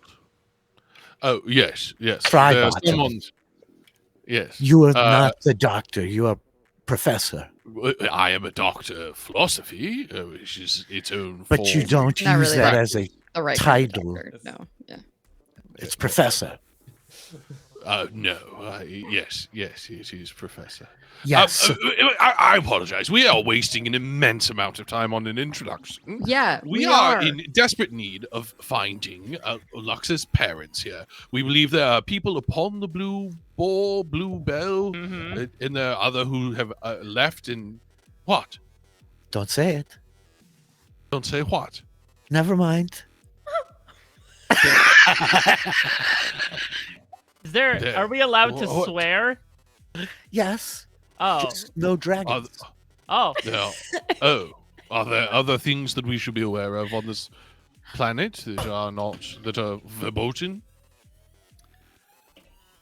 I Do don't you have know. any extra froghemoths? No. Oh. This is a Lux, weird do we have series of priorities questions. Yes, Yeah, I guess it was just a quick question. I have problems, okay? I'm We need to tired. get onto the Bluebell. They have kidnapped people who. I don't think are we need this to get one's onto parents. the Bluebell. I don't think they're on the Bluebell. You said that just some crew was on the Bluebell and that they took the refugees Yes, there were off. a number of people who came off the ship with them. Where did they go? Were claimed that they were refugees. Some of them are in the city, but a great number of them traveled back with the crew of the ship, with those of the Shifting Thread who call this place home. There is a small island, half a day's travel downstream. Most of our overland travel here is through the waterways. The forests are thick and we do not have roads covering our topography. So they loaded into riverboats soon after their arrival and made their way down the rust flow. They have a small building on an island. I can send you that way. It is not far. Did But any you of the mean- refugees happen to look like her? Well, that is tricky. Their faces are fluid and shifting, but no, I can't say that. I got a good look at all of them either way. I'm not sure. I can't I'm be certain. confused. Wouldn't we want to search the Bluebell? I mean, if they were kidnapped and these people did kidnap them, why would they bring them off the ship? They would just leave them on the ship and keep them under lock and key versus bring them out into the open. Because they're where they could claiming just them run as off. refugees. I am going to be very forthright with you. I am aware as well of your crew, but that you are not, in fact, an officially chartered guild out of the hub organization. I understand We that are you've been above the flying guild. We are the under guild. a Well, we just don't have the- charter.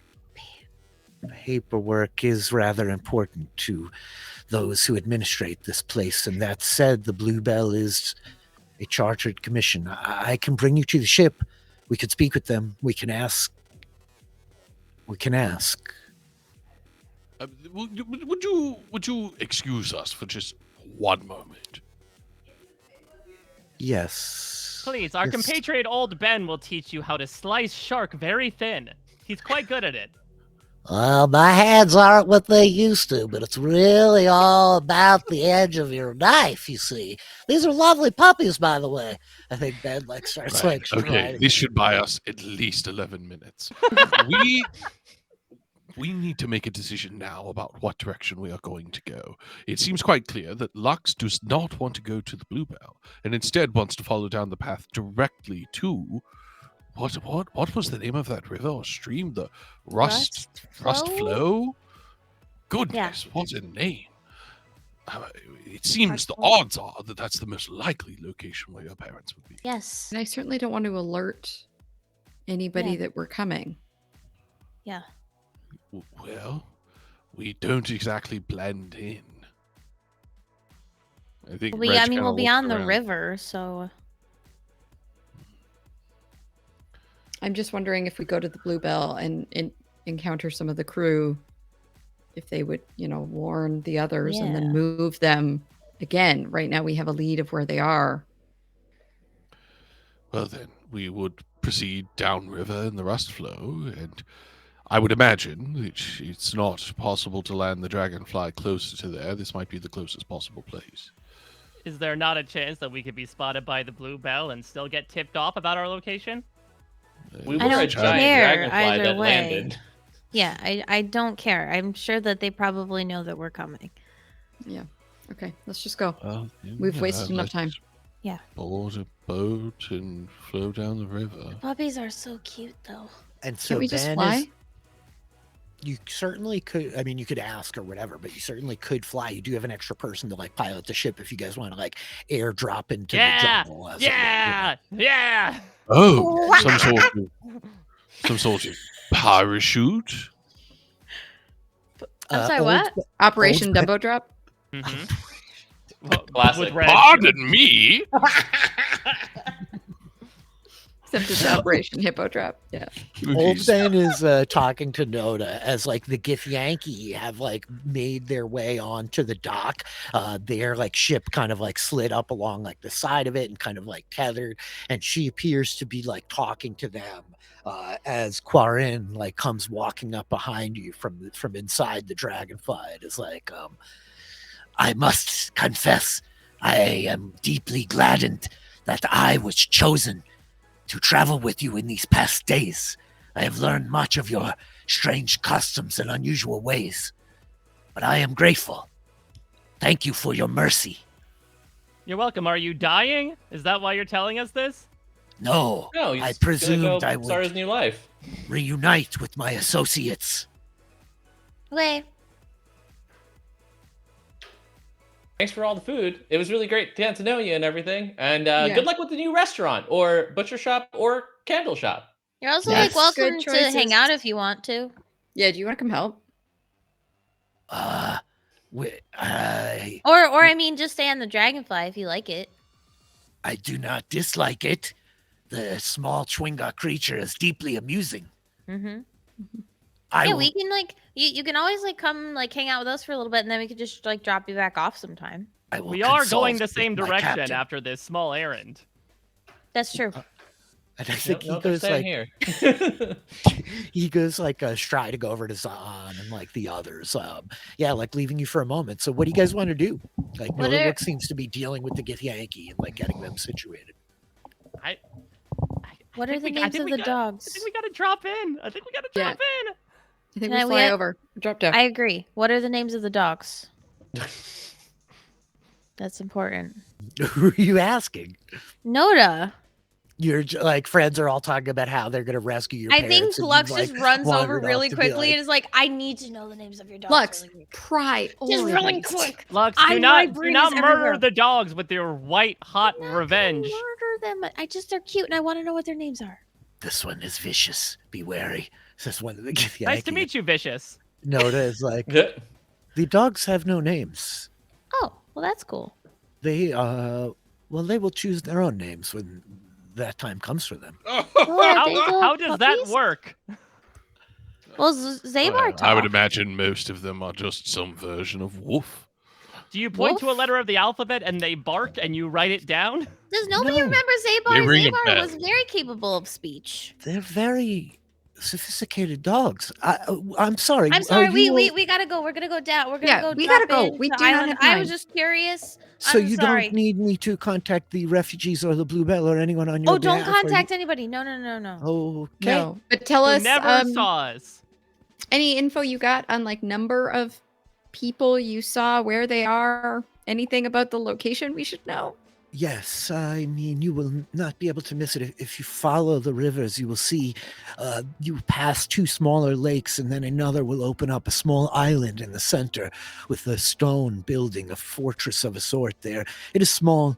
Fortress is an overstated word, but that is where they make their home. The shifting sand have always stood apart, those who make this place home. They come and go.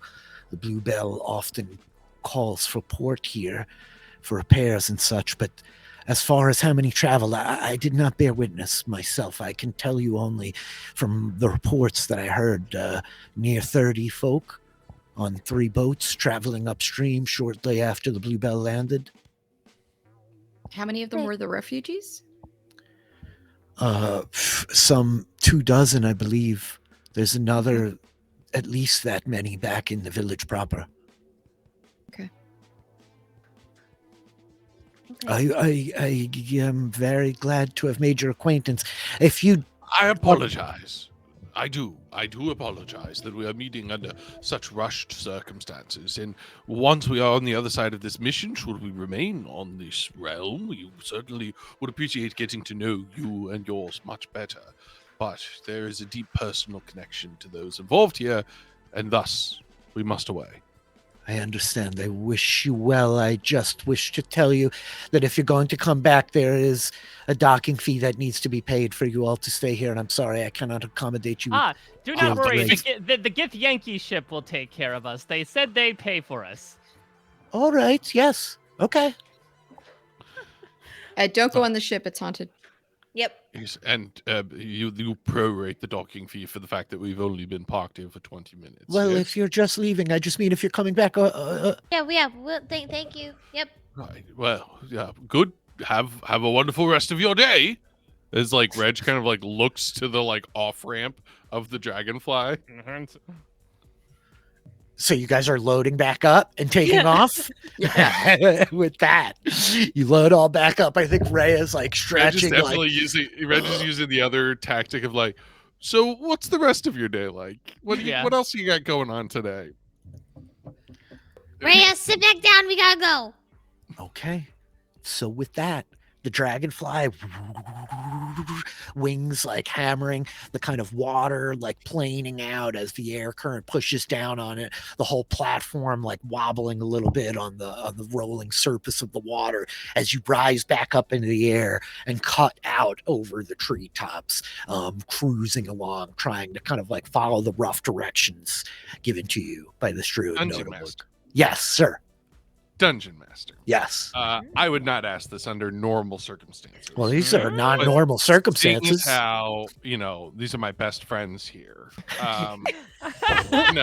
But like, seeing as how, and I hate to put you on the spot, but seeing as how you have been willing to be creative about things in the past, could you imagine any sort of scenario whereby a wizard who has known spells but has prepared spells might, with a little bit of notice, like have some sort of role wherein they attempt to cram preparing a spell that they had not prepared for that day? Sure. Like if Reg is like furiously going through his book trying to like relearn Featherfall just in time for this, even though he didn't prepare it. Oh, I got you. I'm sure you do, but Reg didn't realize that, and now he's freaking out. I would let you try to make an Arcana check to try to like swap out a known spell or prepared spell. Interesting. Okay, Ooh, I'm not asking interesting. for charity here, but I am gonna roll for this just to see. I think this is like also just a test of like Reg, his ability to like adapt on the fly here. Difficulty is going to be 15 plus the level of the spell that you're trying to swap in, so 16 for a Featherfall. 16, which is 16 pretty for Featherfall. achievable for you. Yeah, that intelligence. Yeah, I accept if you tell me later on you want to change this mechanic. Yeah, we and not might. make it a permanent.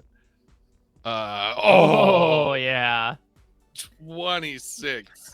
Yeah, I think that like with the frantic energy of like "Ugh," you're like trying like quickly to like rescan, study here, cram, featherfall as it were, as the ship is like surging across the sky. Sure, yeah. Okay. All right. Featherfall's been infused in Waffle since I've been able to infuse spells. in Waffle. Yes.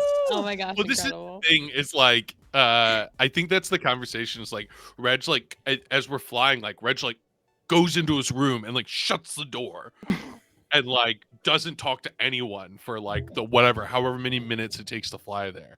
And then when he comes out of the room, he's just like, I think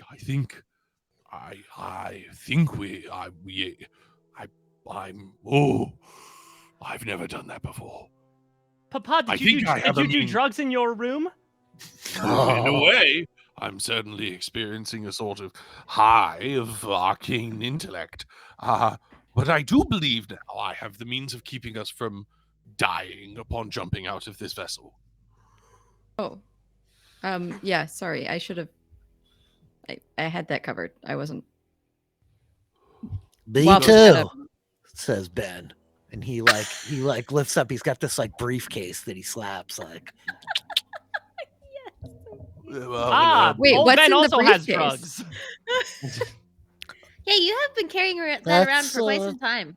That's right. I have. That's for me to know and for you to find out, Doc. Okay, great. So I'm gonna not do anything. We're all gonna jump out of the plane, and I'm gonna wait and see what you do. Okay. You ready? Are we I'm going not- down? Holy I'm- crap, look at what I'm not certain that I consent to this game of chicken. And I think at You this know, point- chickens and flying do not have the best history. I'm not sure what a chicken is, but if you mean a game of tuna, then so be it. It's not my fault that you're tuna, Professor. Whoa. Incredible. The level of that joke. Oh, Absolutely Beautiful. brilliant. beautiful. All right, are we going? Let's go. Woo! going. And I Wait! I mean, Wow, old Ben is quite cavalier since he No, lost his Rich, lover. describe the stone fortress on the island in the middle of the lake first. Okay. No. We jump off the ship. Lux has been and staring at the Reg is horizon since we standing there got on the trying to fucking figure out ship, the tuna okay? joke. No, Lux has been staring at this freaking place, like just honing in on her connection to Zvox and feeling it as she hopefully gets closer and closer to him. Okay, so as you guys are like surging along, I think you could see like the winding river through the water underneath you, and you end up like passing a couple of these like smaller lakes. You've left the like city kind of behind you, a good number of miles away. And as you're coming down over like the lake, it's at this point like Ben's like getting ready to jump. You do see like out in the midst of this lake, it's this small island. It looks like maybe like I don't know, 200 feet across, if Oh, wow. that. A little bit like wider than it is long. It's not like gigantic, maybe a little bigger than that. No, about. And the fortress on it is like this kind of like it's these two separate sections of building connected by like a length of like a wall, a kind of hallway, parapets up on top of it. I think that it's like getting towards evening as you guys are coming, and you can literally see torches burning around the whole like kind of rooftop on the sconeses. Yeah. That's what you see in the distance. All right, crew. Ready? Do we get a sense that if we see any, like, does the torchlight give us enough, like, to see if there are any sentries or anything on Yeah, top of the parapet? well, you guys are like quite far away, right? So I Mhm. think it's still the kind of thing where like this is the first glance. You know, you just see the like flickering dancing of like orange motes and the kind of like dwindling light reflecting off the water. If you want to like surge in a little bit closer, it'll put the ship at risk of being seen, but you guys could see if you spot any sentries. We should dive. We should just go for it. Yep. We should just go for it. Yeah, I don't want to make it too muddied, but I'm just trying to like clarify Yeah. like stealth approach or like No. I don't know how stealthy I is don't- jumping honestly- out of a plane on towards a. At 30 Stealthy centuries, is you're gonna be I mean, alerted. like, very look, quickly. Dragonfly is the This problem. is the moment. This is the moment where like the back of the dragonfly opens up, and then the picture aspect ratio like comes out to the Yeah, like with yeah. the black bars that come in. Yeah, the late and then we can, like, DMX plays. Exactly. And then like the The light comes changelings in, like run and then down you and only- swan dive off the edge.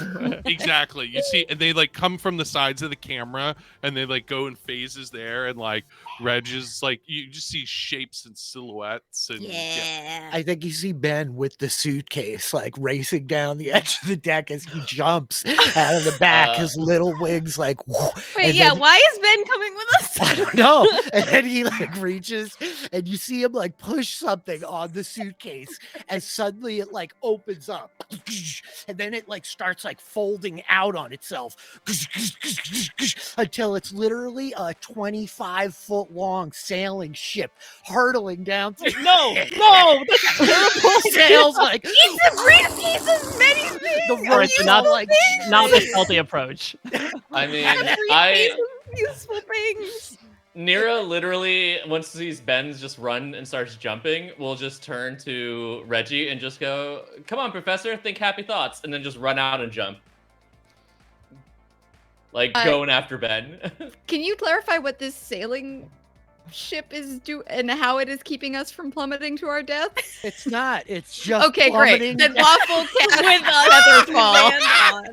It's just totally a sailing ship. I thought it had sails, right? Of which Ben is now like riding down, right? He's like standing in the middle of the thing, holding on around like the mast in the center. It's not like gigantic, right? It's like only 25 feet. But I mean, it's got like a cabin up on the top of it and like a mast and oars and the whole deal. It's a Collapsible relatively boat. significant boat. Yeah. Incredible. I love that Rich said, I give out so many robes of useful things, so I'm finally going to give my NPC one. I'm going to fucking Yeah, use it. hell yeah. He's Well, had we don't this know that since that's he what it left is. Let him make the Australia. big I dumb know. entrance for one. I just love that. I love to see it. Okay, so we're falling, right? No, Yeah.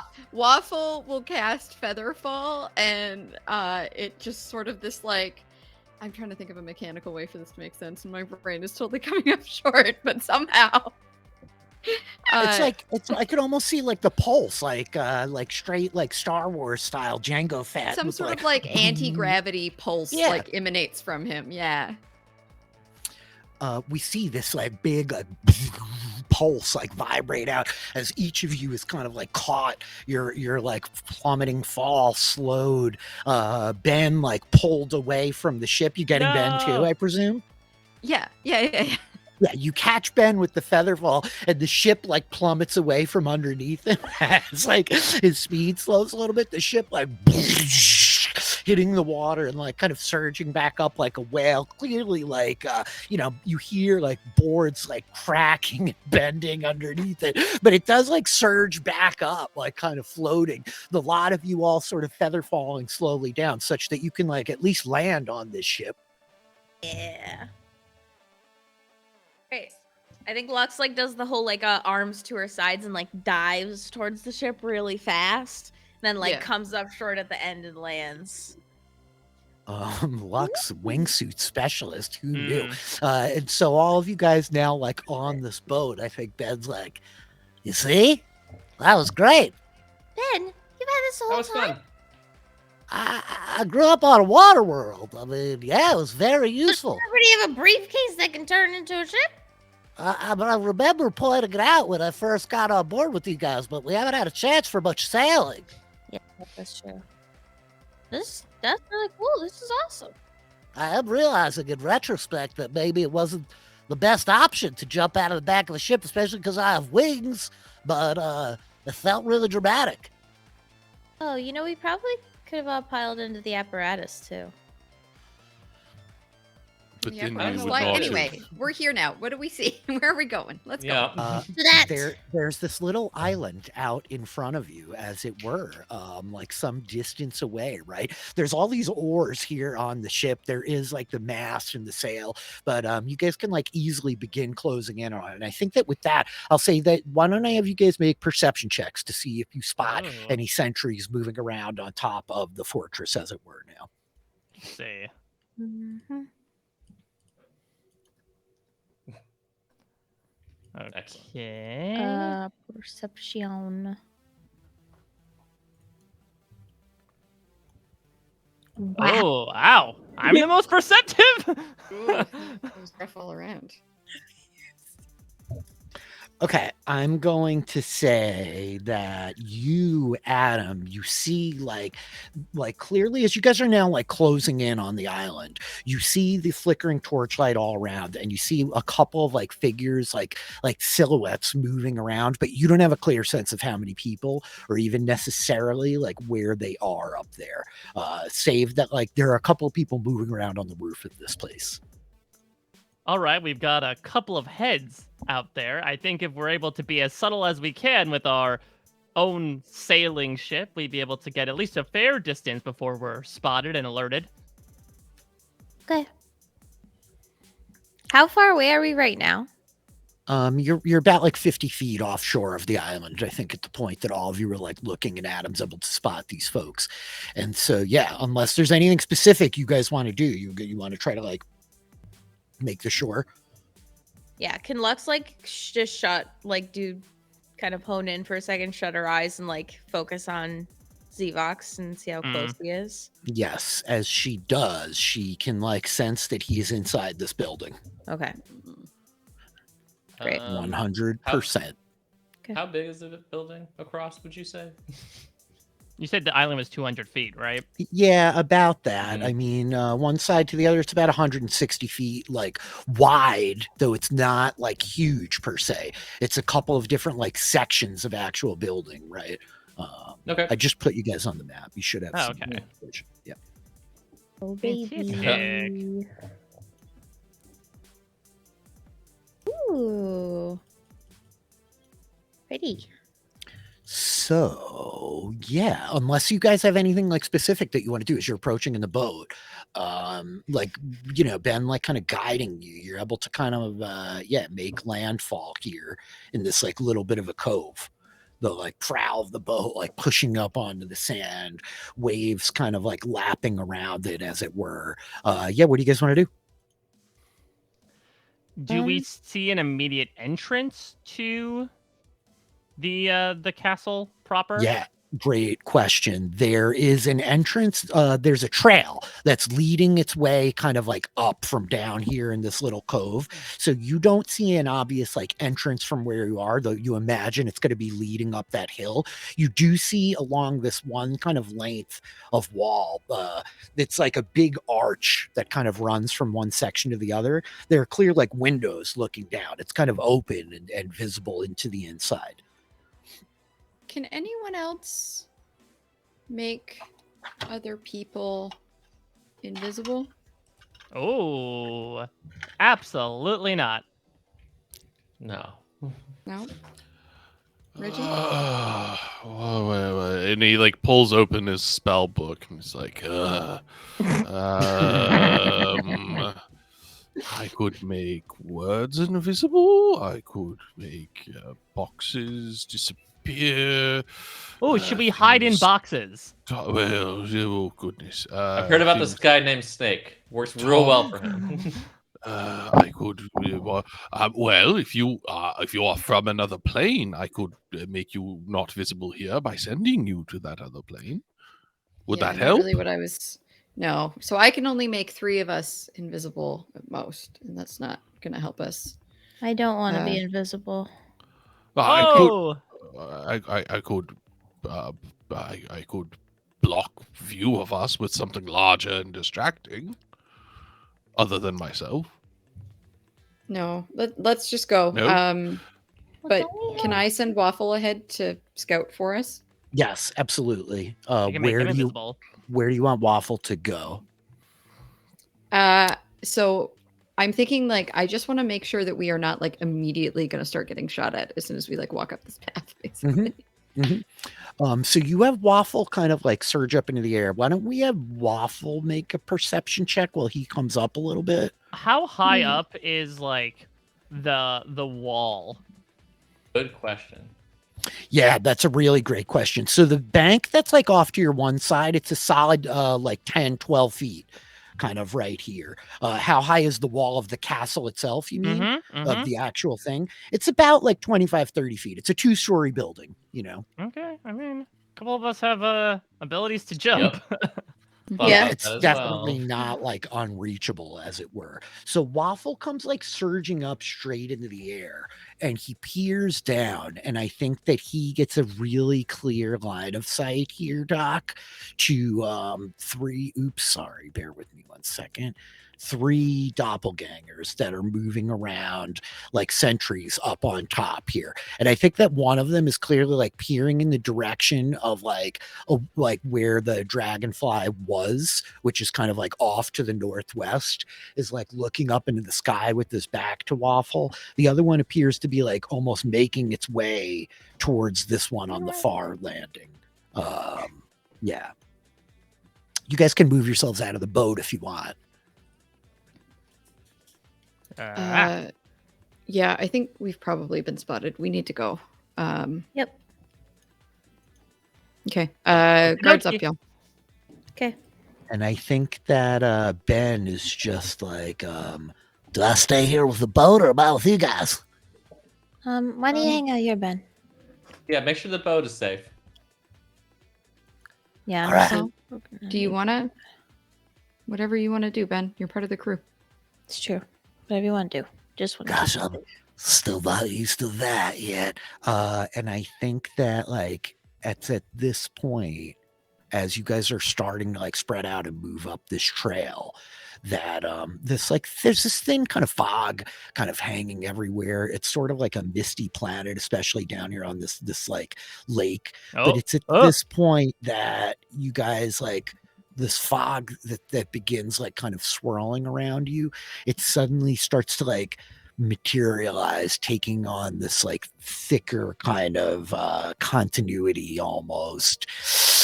And I'm going to be a total dick right here. I got like absolute surprise on you. It's indistinguishable from normal fog. I'm going to have, who did I just drop that on? I don't even know who it was. Nira and Lux and Reginald. Can I have the 3 of you make wisdom saving throws? Oh no! Oh my goodness. Okay, okay. That's what we took resilient for. Heck yeah. Oh no! Nope. Nope. Nine. It's 18. I have advantages on every single wisdom saving throw. Oh, Heck yeah. From what? What's that from? That is part of my Because he's your best telepathic friend. insight as a Verdan. Oh, You have hell advantages yes. on all wisdom and charisma saving throws. Hell yes, the telepathic insight, your mind able to drive back these concerning fears. Reginald, any best friend bonuses? Oh, also, if you were trying to fear me, that wouldn't work either. I'm immune. That I know. Any best Ooh. friend bonuses? Can I flash should- of genius that?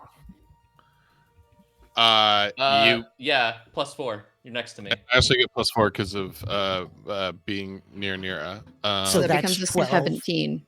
Yeah, okay, that's 17. a success. Best friend bonuses in play. Melissa's Happy so effing charitable on her birthday, birthday. indeed. Yeah. With that, 1 second. Why wouldn't that be written there? Okay. All of you make your saving throw, which means all of you are only going to take half damage, 13 points of psychic damage Oh. as these like phantasms kind of like appearing in the fog all around you, grasping at you, lashing at you, the fog gaining substance of its own. I'm going to say, everybody click your tokens. Let's roll initiative. Let's do it, Oh, baby. Is the fog? Is the fog still a fog, or is it like a person? It's a fog. It's still a Okay. fog. And I think that there are these like images appearing in the fog, these like phantasms like grasping at you almost, near faces that like seem familiar, distant from your past almost. What? Yeah, exactly. What? Cool. Cheapers, Go, Reg. creepers. Yes. Oh, I'm sorry. I thought you were just asking me something. No, I was just cheering for the net 20 on the initiative. No, love don't make him that. go again. Falsifier fog. Professor, you're up on 25. You are standing in this mist. What would you like to do? Yeah. Can I just ask, like, what does Doc's flash of genius toward Reggie look like? Oh gosh. I think it's usually like some sort of like snarky comment or like mechanical buff. I think that actually what happens is I think that Waffle comes by and like jostles you right as and like kind of startles you awake in this moment.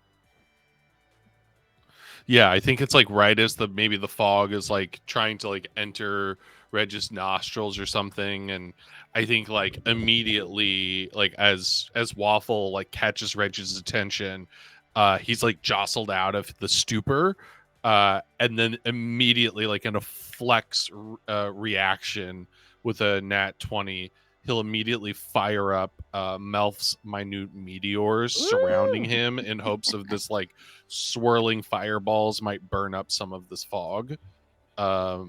And so I think he will like activate those, and then as a bonus action, try and fire one at like this fog, or like try and cut through the fog. So Okay. I need you tell me, dexterity save? Question mark? Yeah, I'll make a dexterity save. I think we see the fiery meteors like appear, the fog almost like dropping down low underneath your kind of elevation, Professor, as like these phantasms are appearing around your legs, kind of grasping at you. And yeah, one of the meteors just surges up into the air and smashing back down. I will dex save. 21. Oh, come on. Yeah, I think like realizing that he's like trying to find a spot where he can drop these meteors that aren't hurting anyone else is actually very difficult. It's tricky.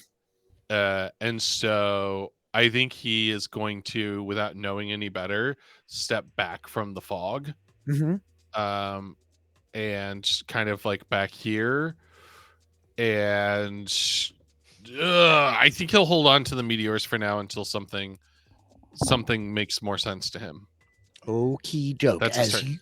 you step back out of the fog and like it's swirling around the ground, it like lunges, like reaching up, trying to like grasp you. One of these like phantasms inside of it. As you like back away from it, 12 is going to miss. However, that was Reggie's turn. That brings us to Nira.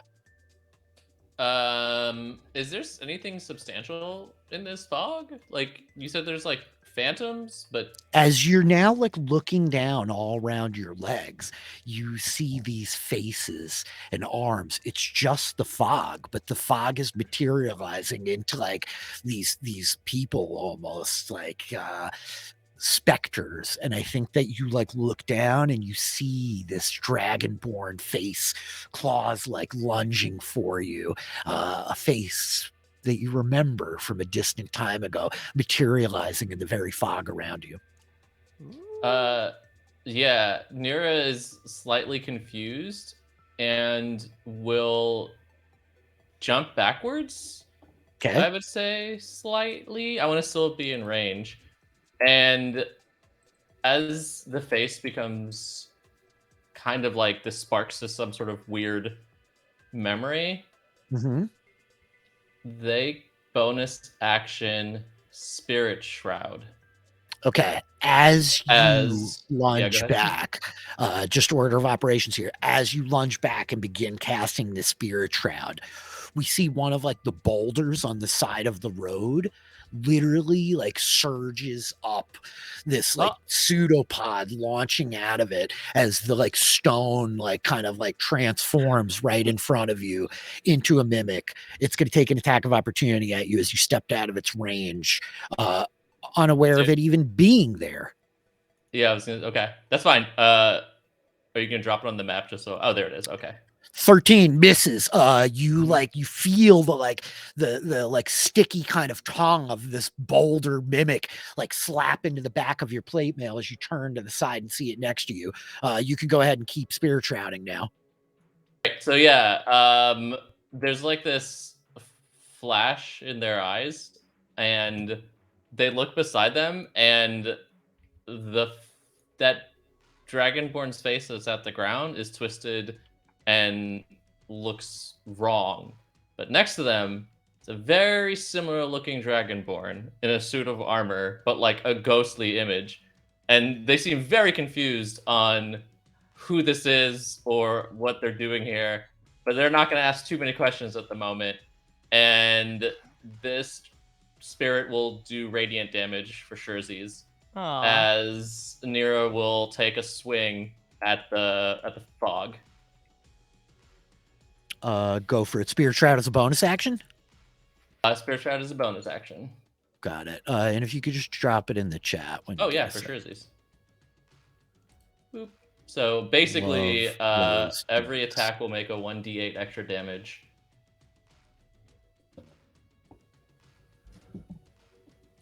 Hell yeah. Cool. So first swing, 26. Woo! Hits. So that's 9 plus 2 plus another d8.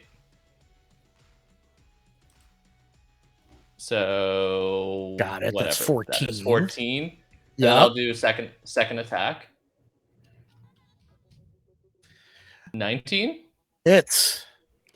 Great. And so once again, a d8's gonna hit for that one, but another 9, 12. Being freaked out, they will hit level 1 Divine Smite on it as well. Got it with another 2d8. Yeah, as thunder cracks, and there you go. Oh hell yeah! Yeah, so we just like watch Just as a ton of Nira, radiant damage, really. Look at this cat party. Like lances forward with this sword. You see this like spectral figure of the Dragonborn melt away from the fog below as it like rises up behind them. This aura of like kind of golden light radiating out around. And as each like fall of Nira's like sword cuts into the fog, you see like the Dragonborn like almost casting energy down through them. It like is fog, but it has like dispersed a pretty significant amount after all of that. Nira, that's your action. That's your bonus action. Anything else? Is that your turn? That's my turn. Doc, you're up. Okay. I was. Gosh, she's so cute. It's painful sometimes, Melissa. I know, especially when she bites me. Yeah. Doc is going to like charge forward, I think, and just try to swing at this fog. Is it disadvantage or is it like actually? Is it shrouded? Yeah. Am I like able to just attack it with my weapon? You can just attack it with your weapon, sure. Okay. It's like any kind of like God, Yeah. what am I? Yeah. Spectral kind of like ghost, you know what I mean? An incorporeal figure. Okay. So 22 Yeah, it's for 10 slashing damage. okay, got it. I swing again. 24. Totally hits. Yeah, for 12 slashing damage. Okay, got it. And then Waffle is going to fly over and attack the mimic. As your two like battle axe blows fall into it, you realize like without the radiant damage that was associated with Nira's, it's not doing as much damage as you would hope, despite the enchantment of your weapon and such, but nonetheless. Meanwhile, Waffle, however, circles around towards this mimic that's down on the ground. Totally hits. 26 for 9 Yeah. force Oh, look at damage. these good rolls. Got it. Waffle like blasting down into the mimic. It like slumps back, kind of gravel falling away underneath it. Yep. That's my turn. That's your turn. No movement. Lux, you're up on 10. You're in the fog. Yes. I think that Lux will kind of like take a step back towards Doc, and then using the activating the Ghost Gauntlet, will Mm. conjure a Force Rapier, Oh, and will like slice out at the fog Ooh. and kind of like just defensively. Nice. The ghost gauntlet like flashing, all of these like gems attached to the chains, kind of like flaring with light as this incorporeal rapier forms in your hands and you lunge forward. Hits 22. Yes, not my archery. 13. Oh heck yeah, the force damage like cutting like a good deal of like the kind of vapor away as it still like clings in front of you. Great. Second attack. 28. Hits. Another 10. Lux, you like slash down and like then like whip the sword back up, and I think that the fog like kind of like tears, almost like exploding. This soft like pop, like a bubble, almost like a soap bubble, as the fog like just kind of like rolls out all around you, destroyed before it's even able to like kind of do anything further. That's your action, Lux. Yeah, I think bonus action. Yeah, I think Lux will look at the mimic and will bonus action Hunter's Market. Yeah. And that'll be her turn. I think she'll like take a step kind of towards it. Actually, how can I get up onto this hill? You could try to climb that hill, sure. You could Never scrabble up it. I mean, it's like it's definitely like a cliff more than a hill, but Yeah. yeah. I'm hanging out. Yep. No that'll be movement. it. No Okay. movement. Adam, you were up on 10. Adam's gonna do a lot of movement. He has no idea what was happening to his right. I think he heard like maybe a couple. Well, actually, no, he wouldn't, because they all passed their wisdom saving throws. Like nothing happened. So like, I think he would largely not focus on what's happening to his friends and look ahead to the goal in mind. So my little dude is gonna sprint up to the wall and invoking his boots gifted to him by Doc. He will do a leaping somersault up over the parapets onto the roof of the castle. Oh my gosh. As you High come like upon these parapets of stone. charging forward, you're like racing uphill a little bit into the grass, kind of like barreling through the like the brush and the tall grass here, and you crouch like vaulting up through the air. For the sake of things, let's have you make the athletics check. Your jumping Sure. distance is tripled with the jump spell up. Yeah, which would be, what's like the amount of my strength score, I think, is usually my jump.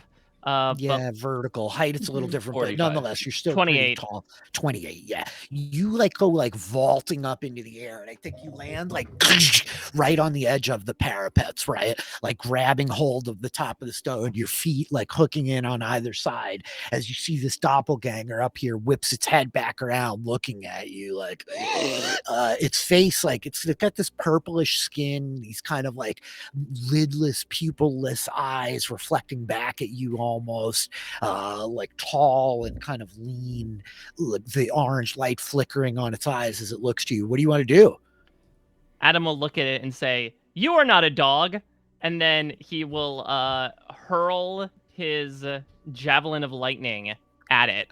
Oh my god. with Go for one it. hand hanging onto the You are parapet, not a he'll like dog. unsheathe the other one and just, whip Yeah. it at him. Go for it. 16 16 does hit.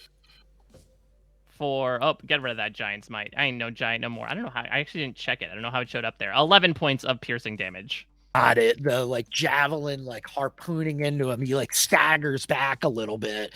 Yeah, anything else? I do have a second attack. Light hammers. Yeah, I was gonna say hand I could throw my hammer. And I'll throw the light hammer. Why not? I'll Mhm. throw literally everything in the kitchen sink at this Mhm. guy.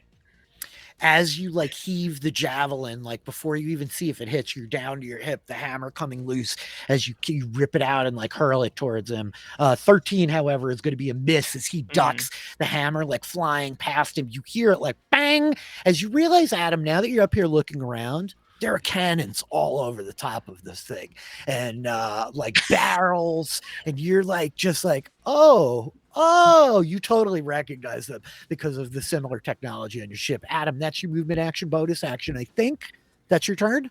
Well, I didn't bonus action. I will. Yeah, I think what A.D.A.M will do actually is with his free hand. Oh wait, did I use my jump Was as a the bonus jump. action? Oh, okay. Yeah, Yeah, then technically yeah, was he's the just jump. gonna chill. Actually realizing, Rich, a lot of like the miscellaneous weaponry is missing from not my sheet, but the like Attack handouts. section. Yeah. Oh, the handouts. Got The it. handouts, Okay. yeah.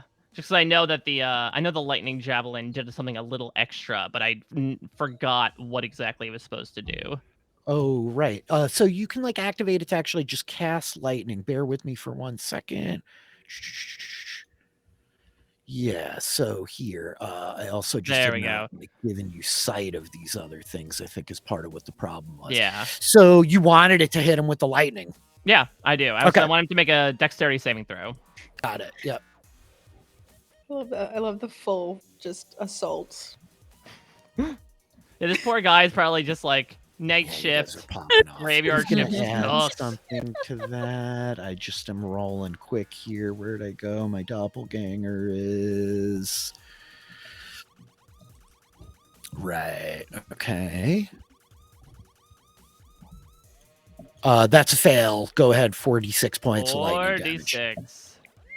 13 points of lightning damage. Got it. Yeah. The like lightning like kind of like arcing through him as he stands here like kind of zapped. Yeah, that's your turn, I guess. Yeah, I'm gonna hang out and grip it onto the parapets. Meanwhile, on one, the mimics go. This one, like, kind of lurching forward towards you, Nira. A second one appearing over here. So many mimics. Yeah, really. And here.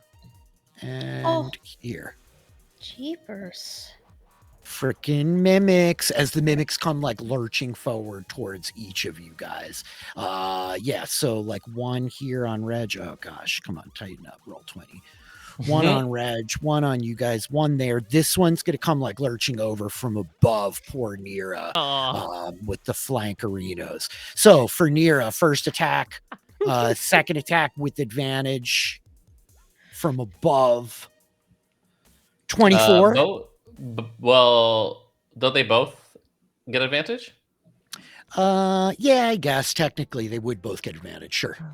Then yeah, Does both Waffle hit. get an attack of opportunity against that one that moved? Yeah, he does. Sure. That's Cool. right. Is he making melee attacks? This is force rend melee attacks. I think. Yeah, it is. He was in melee range. It's so a go for it. melee weapon attack. Hell yeah, totally hits for 9 points of damage. So both those hit, Nira. Yeah, 23 and 24 definitely hit. Okay, one of like the pseudopods like hits you for 9 points of bludgeoning damage. Okay. And it activates its adhesive trait. I'll talk about that in a second. Meanwhile, the one from above though bites you for 8 piercing plus 3 acid damage. So it's going to be 20 right? Altogether. Yes, sir. Yep. And you're basically grappled. You're not restrained, but you're grappled by it. Okay. That was my Constitution saves for Spirit Shroud. Excellent. Dope. Thank you for that. Meanwhile, this one is going to attack you, Doc, and then one for Reginald. 21, Doc. 21 hits, yep. So you're going to take 9 points of bludgeoning damage, and you're also grappled as it like sticks to you with this adhesive tongue, pulling you back to the boulder. Reginald, 17 misses pretty handily. Right. Professor, you're up on 25, top of the round. This is not the spell that I wanted to have active at this moment. I think seeing everyone spread out like this. I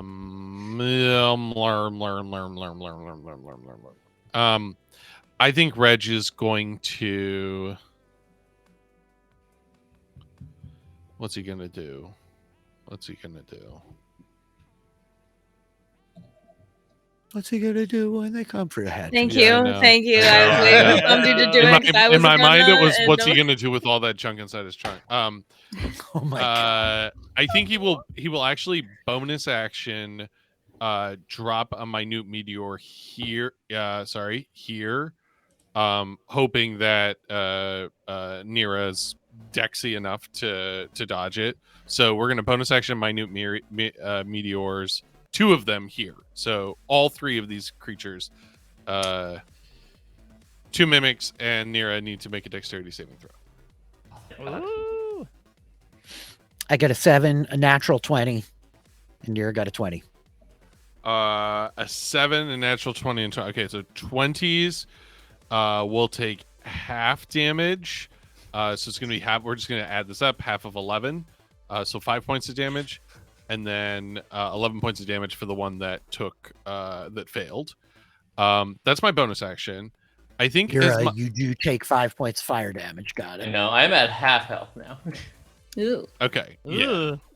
It's fine. I passed my Constitution save as well. Yeah, I think Reg is just like, I like, don't even think he can verbalize because that's next to it. Okay, now action. He will cast Green Flame Blade on his Dragon Claw gauntlets, and they will activate and circle around in green flame, and he will use his subsequent attack here in order to swing at the mimic with the Dragon Claw bracers. Okay. Ugh. That's a bad miss. That's a bad miss. Yeah, there's you just got nothing to modify that, right? Yep. Nope. I think Nira is also going to shout out to him, "Oh, but you seem to be real good at hitting your teammates." Oh, brutal. As you like punch down with the like bracers, the green fire surging around your hands, the meteor like slams down into the rock, like kind of rubble blasting into you, Nira, burning you, the 2 mimics like withering underneath it a little bit. Professor, that's your action, that's your bonus action, that's your turn. Yeah, I think Blurg. Yeah, I think that's as much as he can do at this point. I don't think he's gonna move. Nira, 15. God, do I want to heal myself? I guess I'll try and kill these things first. I don't want to waste my entire action. All right, swing at the mimic. 17. Hits. That's plus another D8 for radiant. So that's 17 18. damage on that one. 20, that right? Yes, 20. I can add. Yeah, 20 no damage problem. on the one with the blue. Got it. And yeah, I'll go swing at that one again. It looks pretty wrecked. Ugh, As 12. you cleave down again, a 12 unfortunately does not. Oh, that is its AC. Nira. Whoa! All right, so that does another 14 damage. Oh, brutal. It's still up, but barely, very, very barely. It still clings. It's like you drive the sword down. I think we see like sparks kick off the rock underneath it. They're still like kind of slobbering, like it's still like attached to you, like kind of unable to pull itself back, but it looks like badly, badly hurt. Cool. That's it. Action, no bonus action, nothing else. Ben goes. I think having been so flustered and panicked and surprised he didn't do anything last round. This round, however, he will like wheeling around like oh hell, he doesn't know what to do here. Okay, so bonus action. I think he's gonna yell at you, Nira, like rip their freaking heads off. I don't think they have heads, but you can try at least. So you're gonna take Bardic Inspiration, Nira. Sweet. Thanks, Ben. His action, he proceeds to like circle around behind Reggie and is going to shoot at this one in front of you with this crossbow that Doc jacked up for him real good. 23 absolutely hits for 8 points of piercing damage as he like buries a crossbow bolt into this thing behind you, Reg. That's Ben's turn. Doc, you're up on 11. Okay. Doc is going to swing at this mimic that has her grappled. With her battle axe. 14. Hits. For 13 slashing damage. Got it. Again, 24. Got it. For 7. Okay. And Waffle is going to fly over here and attack this one at advantage. Flanking, heck yeah. Yeah. Waffle surging down out of the air, hammers into this tree. 22. Waffle decimates this mimic. Hell yeah. Yeah. That's my turn. I'm grappled, so I can't. Got it. Metal tail hammers down and like what's left of it, and it like explodes in this kind of viscous eruption. You wheeling around, Doc, like chopping down into like this mass of rock next to the boat as it's trying to like pull you back. That's your turn. Lux, you're up on 10. Yep. Okay. So I think that Lux kind of like whipping her head around, watching A.D.A.M kind of jumping onto the building. Kind of gives her pause for a moment, her head kind of like whipping between A.D.A.M and back towards Doc and like the mimic that's in front of them. Yeah, the torch like kind of reflecting off A.D.A.M's metal head as he's like literally just clinging to the side. There's this moment where there's a flash of lightning as he throws a lightning bolt into one of these doppelgangers, and light like flares off the top of the keep. Doc will like nod at Lux and be like, "Go after him." You sure? Yeah. Okay. All right. And I think Lux, like without hesitation, after getting the go ahead from Doc, will turn and will bonus action Misty Step and will boop over. Thank you. Boop. Like that. Boop.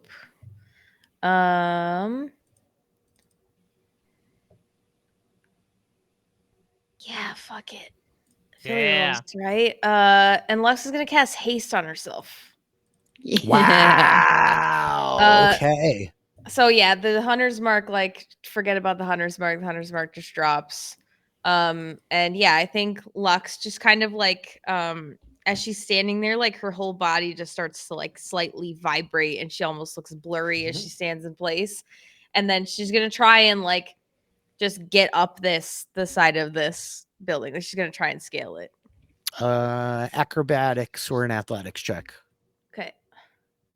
Am I able to assist if I sense her? Can I throw a hand down? Not literally, but try to extend something to help her up?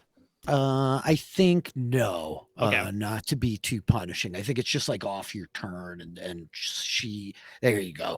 You like turn down for the sake of things. I think you like turn, dropping an arm down as she comes like running and does this kind of like vaulting, like Scrabble parkouring through this like corner almost, and you're able to like grab her at the end and vault her up over the edge. That took like double movement, but you're also hasted, so I know you have a lot of movement. Yeah. Okay, yeah, and I think that like if like that's Lux, like yeah, I think Lux gets up and like looks at this doppelganger, and like they're like pretty hurt. Yeah. Yeah, I think she's like now like I think she's like going to like pull Kadros off of her back and is like, "Where's Zvox?" Right. And that is Lux on 10.2. The doppelgangers go on 10.18, which is the same as you, A.D.A.M, but they have the higher dex score. They're at 18, so I think they go first. So immediately, I think the doppelganger like backs up into this corner, grabbing the torch that it like pulls around next to it, and it's holding it over a barrel. Like, invaders, why do you come seeking our blood? I will kill you all. And I think it's like holding its action to drop the torch onto the barrel if anything further happens. This doppelganger is dashing, comes like racing all the way down here. That unfortunately takes his entire action. And then I think that you hear from the other side, meanwhile, you guys hear a doppelganger like appear looking down over the edge of the parapet down at the lot of all of you, as it were. And you hear a voice cry back at you, Lux. A Zvox like comes striding out of the tower from back here. I'm going to put this little pink marker on him for which one is him, and proceeds to call like, what violence have you brought to my home? I am here. And the doppelgangers are all holding their actions. A.D.A.M, you're up on 10.18. What would you like to do? Ooh. I need to disarm the one that's holding the torch. Yeah, I think we're gonna do this. First and foremost, Adam is as he's going to bound over the wall, he will touch a little not say nobule, little knob on the back of his knee. Lux, you will see that his eyes glow a nice mossy green, like you might see on a desirable curtain, perhaps, assuming a home, as he will invoke his newly found hill rune, which, doesn't matter, and resistance to poison already was in the first place. More importantly, gains resistance to bludgeoning, piercing, and slashing damage for 1 minute, because Ish about to go down, as he's going to charge in and just clobber this thing at the elbow with his hammer. He did hold his action, which is what I'm worried about deeply now. My hope is Yep, that yep. if he's deeply injured, I can take him down before anything happens. Your goal here is to prevent the torch from like making contact with anything, right? Like you're making this attack to like knock the torch away from him. Okay, I'm gonna have you make an attack roll with your hammer, and I'm gonna roll a dexterity saving throw. And I think that the high roll wins. All As right. he drops the torch, I think it's almost more like you like baseball, like knocking the torch out off of the top of the thing before it hits anything, right? All right. So yeah, go for it. Make an attack roll. I'll make a dex save. All right. Uh-oh. 13. Oh no. 19. Okay, this is what happens. I love The torch D&D. falls. You like swing the hammer out, and the hammer clips the top of the barrel. Wood shatters, black dust surging up in a cloud around the top of the battle as the torch like cartwheeling over, and suddenly, boom! I'm gonna have you make a dexterity saving throw, Adam. All right. I'm gonna give myself advantage with my Indomitable. Am I also making that throw? Mm-mm. Oh, okay. I was like ready for the whole building to explode. Yeah. It's only gosh. 20-foot range. Okay. No. Come here, you. So you're re-rolling, or did you re-roll? Oh, and I didn't re-roll yet. I Dexterity need saving throw. That's a natural 20. There it is. You only suffer 7 points of fire damage as like this fireball erupts. However, the doppelganger himself, not so lucky, will take the full 15 as he is like blown back. You are do me a favor, Mike, roll random 1d8. 1 is 12 o'clock. 7. Okay, that could have been. That's not that bad. 4, 1, 2, 3, 4. So the doppelganger is blasted up into the air. You watch his body cartwheel back. You rolled a 7. You are blasted back away, like hitting the ground kind of here in front of Lux. You are not knocked prone because you made your save. You are knocked back. That was basically your first attack. You have another if you'd like to use it, as the whole like side of the fortress like explodes, this huge detonation. You guys see the like metal cannons hurtling up into the air before they start like crashing into the water over here. Tell me more about these cannons. They're looking heavy and big. You could pick one up and move it around if you had to. You do have a powerful build, even though you're small. Yeah. We're gonna do that. I think Adam is going to move over to one of these cannons, and he is going to point it at Zvox. Okay, you want to shoot it? Yeah, sure. I'm feeling Go a for little it. bit of that red hot Did Lux rage. Zvox also have a hold action? Kevin, stop saying things. He did. Yes. What should I roll for that? Give I don't think me, Rich forgot, but I think someone did. Give me it basically like 1d20 plus your dex modifier plus your proficiency. Any kind of like, do you have a bow on there? Just roll a flat 20. No.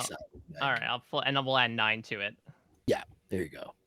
Like a straight missile attack. All right, so 12 is a miss as you blast this cannon.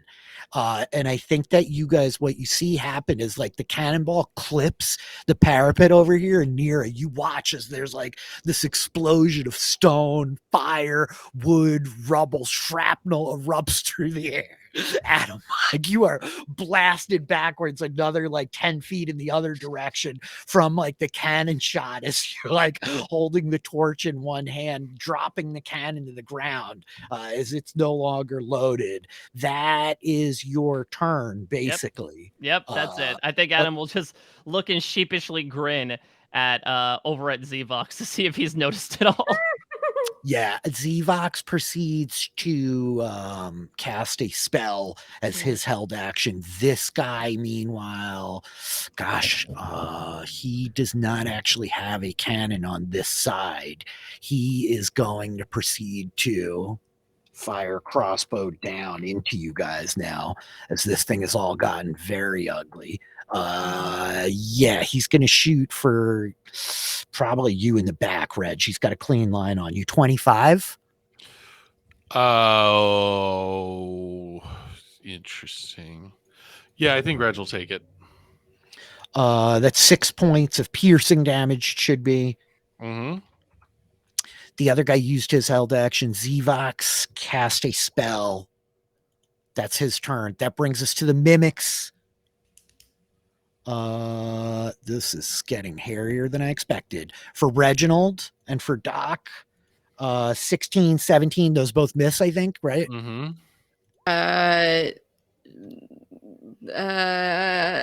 Yeah, fine. I will shield so that it misses. Okay, sounds good. A 7 misses you, Nira. That is all of my mimics. Professor, you're up on 25. Okay, can I just get like a quick reset of Yes. of What's the happening? like big picture? Yes. I just want to make sure I'm not missing any of the details up on the ramparts. I mean, I don't think Reg can see everything, but You can't really, but this whole corner of the like fortress just exploded. yep, I And know you that. saw a doppelganger like thrown out into the ocean. Adam then grabbed a cannon and shot across the other side. So this whole section of the fortress also kind of like blasted away from rubble. Zvox is yelling. You can't see Zvox because you don't have the good line of sight from down there, but he is yelling from up on the roof. I am here. Like, why have you come here hunting me? Why have you brought blood to my home? And you do see Lux's silhouette like in the flames standing right here. So that's the gist of it. The guy who just shot you with the crossbow is this one who's got like the clean light of sight down at you. Yeah, and also like Lux is like her only like she's pointed towards Zvox and is not paying attention to anything else. That is it.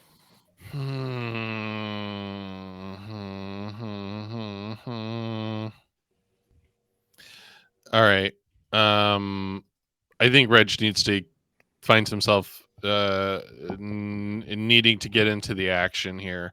So I think what's going to happen is he will bonus action release 2 more meteors. They will both be in the direction of the person who shot at him. Okay, you got it. Because we can't have that. We can't be having that. We could not be having that. So I need 2 dexterity saving throws, please. 16, 15, 2 fails. Great. So those are that's 10 points of fire damage on that creature. And then I think he will then disappear, leaving only his the wisps of his green flame gauntlets and his bow tie, which will then slink around in the shadows here as he casts Star Wind Strike and attempts to strike all 3 of these mimics in hopes of also propelling himself closer. Okay. So here's what I need. I need each of those mimics to take damage when I hit them with a spell attack. Here we go. Look Look at that damage. Oh my gosh. I know. I gotta actually hit them with the Wild. spell attack though. This was It's a crazy. beast. It's a You got beast. this. You got this. So They what am got- I they doing got again? How do low I do AC, this so you're again? good. I do It should be plus- spell attacks. You could use any of your cantrips would be the same, but it's your spell attack modifier, you know? Yeah. Okay, let me just do a firebolt to hit. So Mhm. on the one next to me. On the Hits. one next to whatchamacallit, next to Doc. 14. Hits. And on the one next to Nira. Yeah. Yeah, there 19. we go. Let's go. Each of them F takes up. 37 points of force damage. They are all Okay. still up. The one next to Doc Oh, looks come like on, so you close to mimic. dead. That hate hurts me mimics. deeply Oh. in my soul. Yeah, Next. annoying. But I do think that Reg will now appear on the other side of this one. Got it. After having like released the last like bracer blow here. Mm-hmm. And then I think he'll just like look at Nira and say, finish them off. And that's Reg's turn. That was action, bonus action. Nira, you are up. You're flanking this guy with Reg. Appreciate the assist. And okay, so I'm gonna swing at this mimic. To start 22. Mm-hmm. Hits.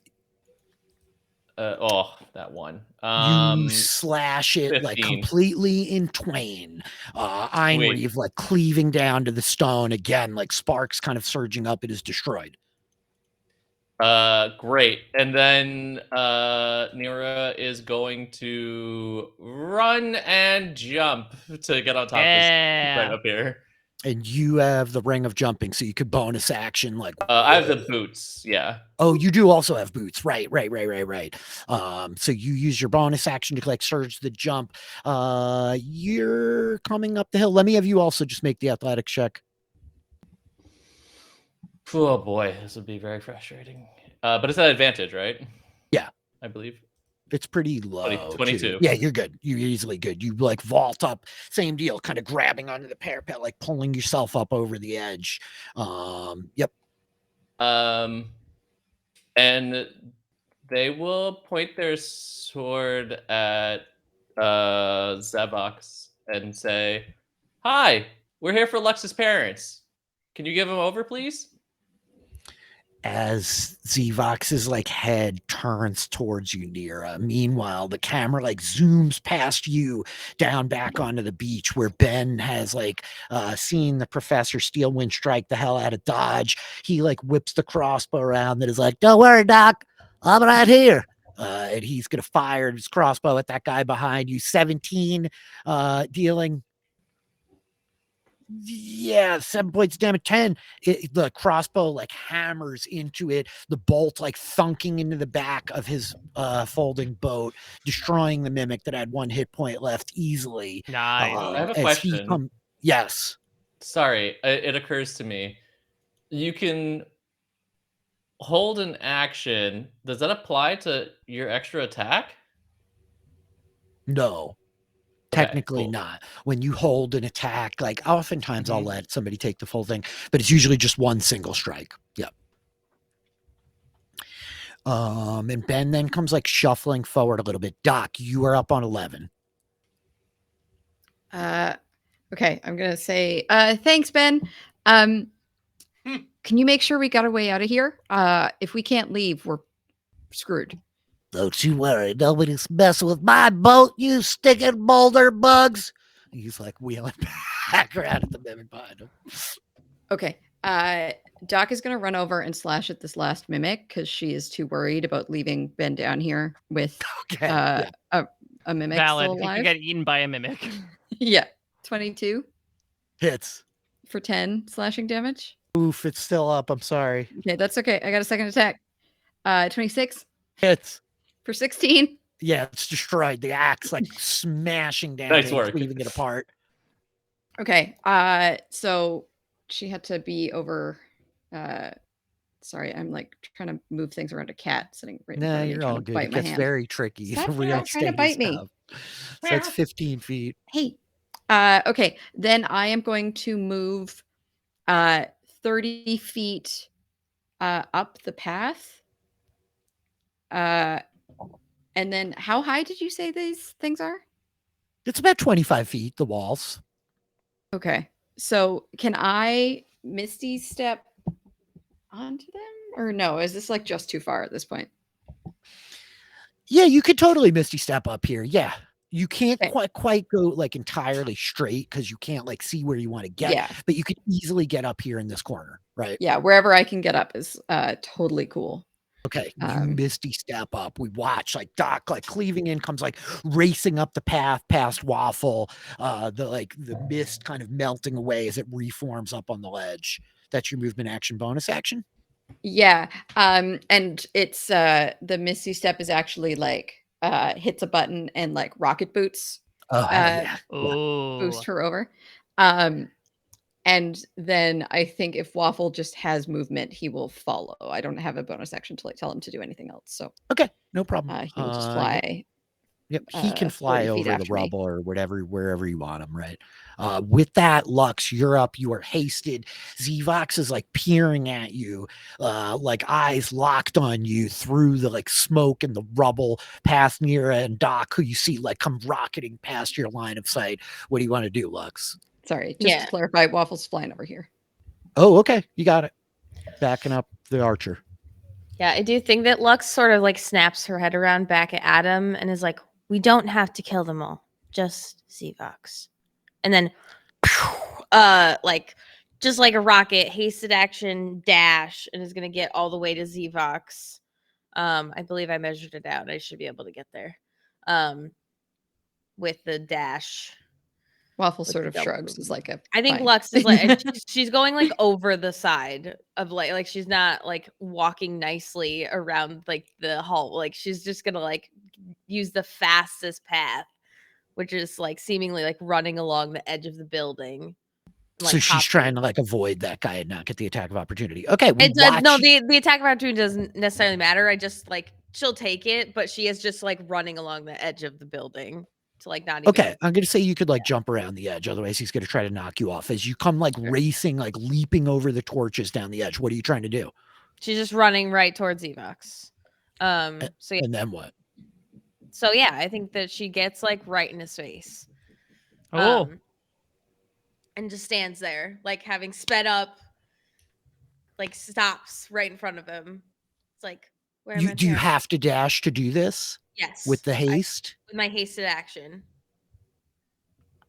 Okay. Make a charisma saving throw. Okay. You are. As you're like running towards 5 feet away. You feel this like you feel everything around you. You're like running past Doc along the edge of the parapets. Everything around you kind of like goes black, and you just see these two like fiery red eyes peering back at you of like exact your price. What'd you roll? 7? Yeah. So go ahead and make 2 attack rolls. Sure. You've used your hasted action, so just your full attack action against Zvox. Yes. Okay. As you like jump off the wall, I realize like this is a thing that's happening now, but you have sworn an oath to this evil bow. Yep. But like as you jump to close with them, there's like this part of you in the back of your mind, like I just want to talk to him. I just want to talk to him, and that part is like subsumed. Yeah, there's a very like real conflict happening. Lux. Yeah. 21. Make the second attack for me. Yeah. Oh, let me turn on my thingy again. My fighting style. That also hits. Okay. You roll both those damages plus 8d6. Okay. She's gonna obliterate this dude. 5 plus 8d6. 8d6. Oh, I have to like do the advanced roll for this. Yeah. 8d6. Yes. Too many d6. A lot of d6. 28, 25. Okay, got it. You 53 like, total. Through the air, you fire. these two arrows. I think you see, Doc, like you see too, Nira, really clearly. There's almost like this red kind of spectral energy surging up around Lux's body, like channeling down into the bow, creating almost like these tethers of these like red streamers behind the arrow as the first one punches into him. Then the second, you like come racing forward. What did you want to say to him? And like she was just like starting like with a threat, like she was planning on like holding Kadras and being like, where are my parents, kind of thing. Mm-hmm. And I think that you just like your jaw strained. I think that you hear Nira and Doc, like Lux's voice, just like vengeance, like clearly like not her voice, as Zivox drops to the ground, arrow like in his chest, blood pooling around him. The doppelgangers are up on 10. This one next to Waffle like screams terribly, and I think it's at this point that we see a figure step out from behind the tower. There's like this tower here with a door on it, right?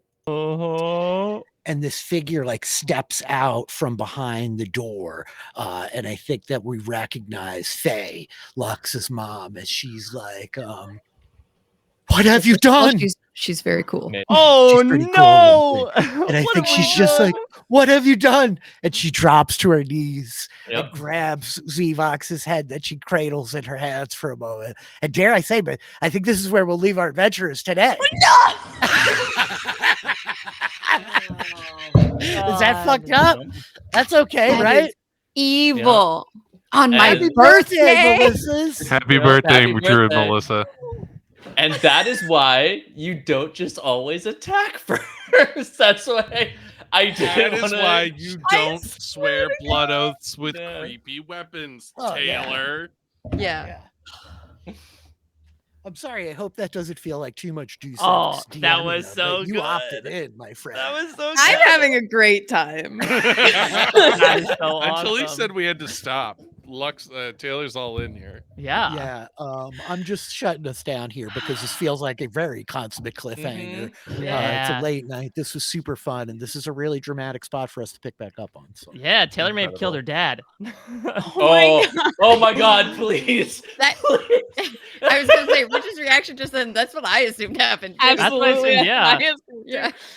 I love. They're all say, they're all Faye's shape changers. Like could face, easily like, mistake art one is for another. So cute. They looks awesome. That's not It looks very cool. Yeah. I love the art. The whole like notion of like these perpetually shape-shifting people and like their culture and them as like these kind of migrant refugees in space, and what is that, and how do you even deal if like you can wear anybody's face any day? It's very strange. Yeah. But I've spent some time cool. thinking about it. Anyway, cool. this was super fun, you guys. This was a really good Oh night. my god. Happy birthday, Yeah. Melissa. I'm Happy slightly birthday. regretting. I'm slightly regretting establishing the doppelgangers and mimic ships way, way, way back in the day when we first 2 conceived years of- ago when we played Microscope. Yeah. That one's all Troy. Yeah, he Yeah. yesed. There are like mimic shit. You named it, the shifting thread. Oh, Yeah. this is freaking Oh. wild. It's freaking wild. Come back to bite us.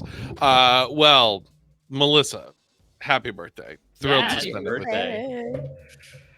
Oh, yeah. Happy birthday, Melissa. We played in space and we spent some time. What more could you ask for but space and time? There we go. Oh yeah, your favorite things. Melissa, it's your birthday. Any like special messages, anything we should be paying attention to, anything you want us to do for your birthday? And by us, I mean not just the 5 of us, but you know, the masses, our adoring fans. I mean, I each person is a mass, right? That's so true. Mm-hmm. I mean, this ridiculous group of people, you know, dressed up like me multiple times and did sneaky things behind my back. And I'm just very, very grateful for all of you that today was not the easiest of days. And thank you. Well, happy birthday. I hope that it was a mostly easy night. I tried not to make it too terrible and unrelenting. Waffle survived. He's fine. The worst thing is just that your best friend may be possessed by an evil artifact. And that's pretty good in the world of D&D. Yeah, Melissa, that's a pretty fun That's time. normal, you know. yeah, Yeah. it's typical. I deeply appreciate you. I'm very fortunate that I get to play D&D with such a fantastic group of my friends every week. And so thank you all for joining me tonight and for rallying and for hanging out. I think we'll just go off the internet now, if that's okay. So with that, bye-bye. Good night. Bye. Bye-bye.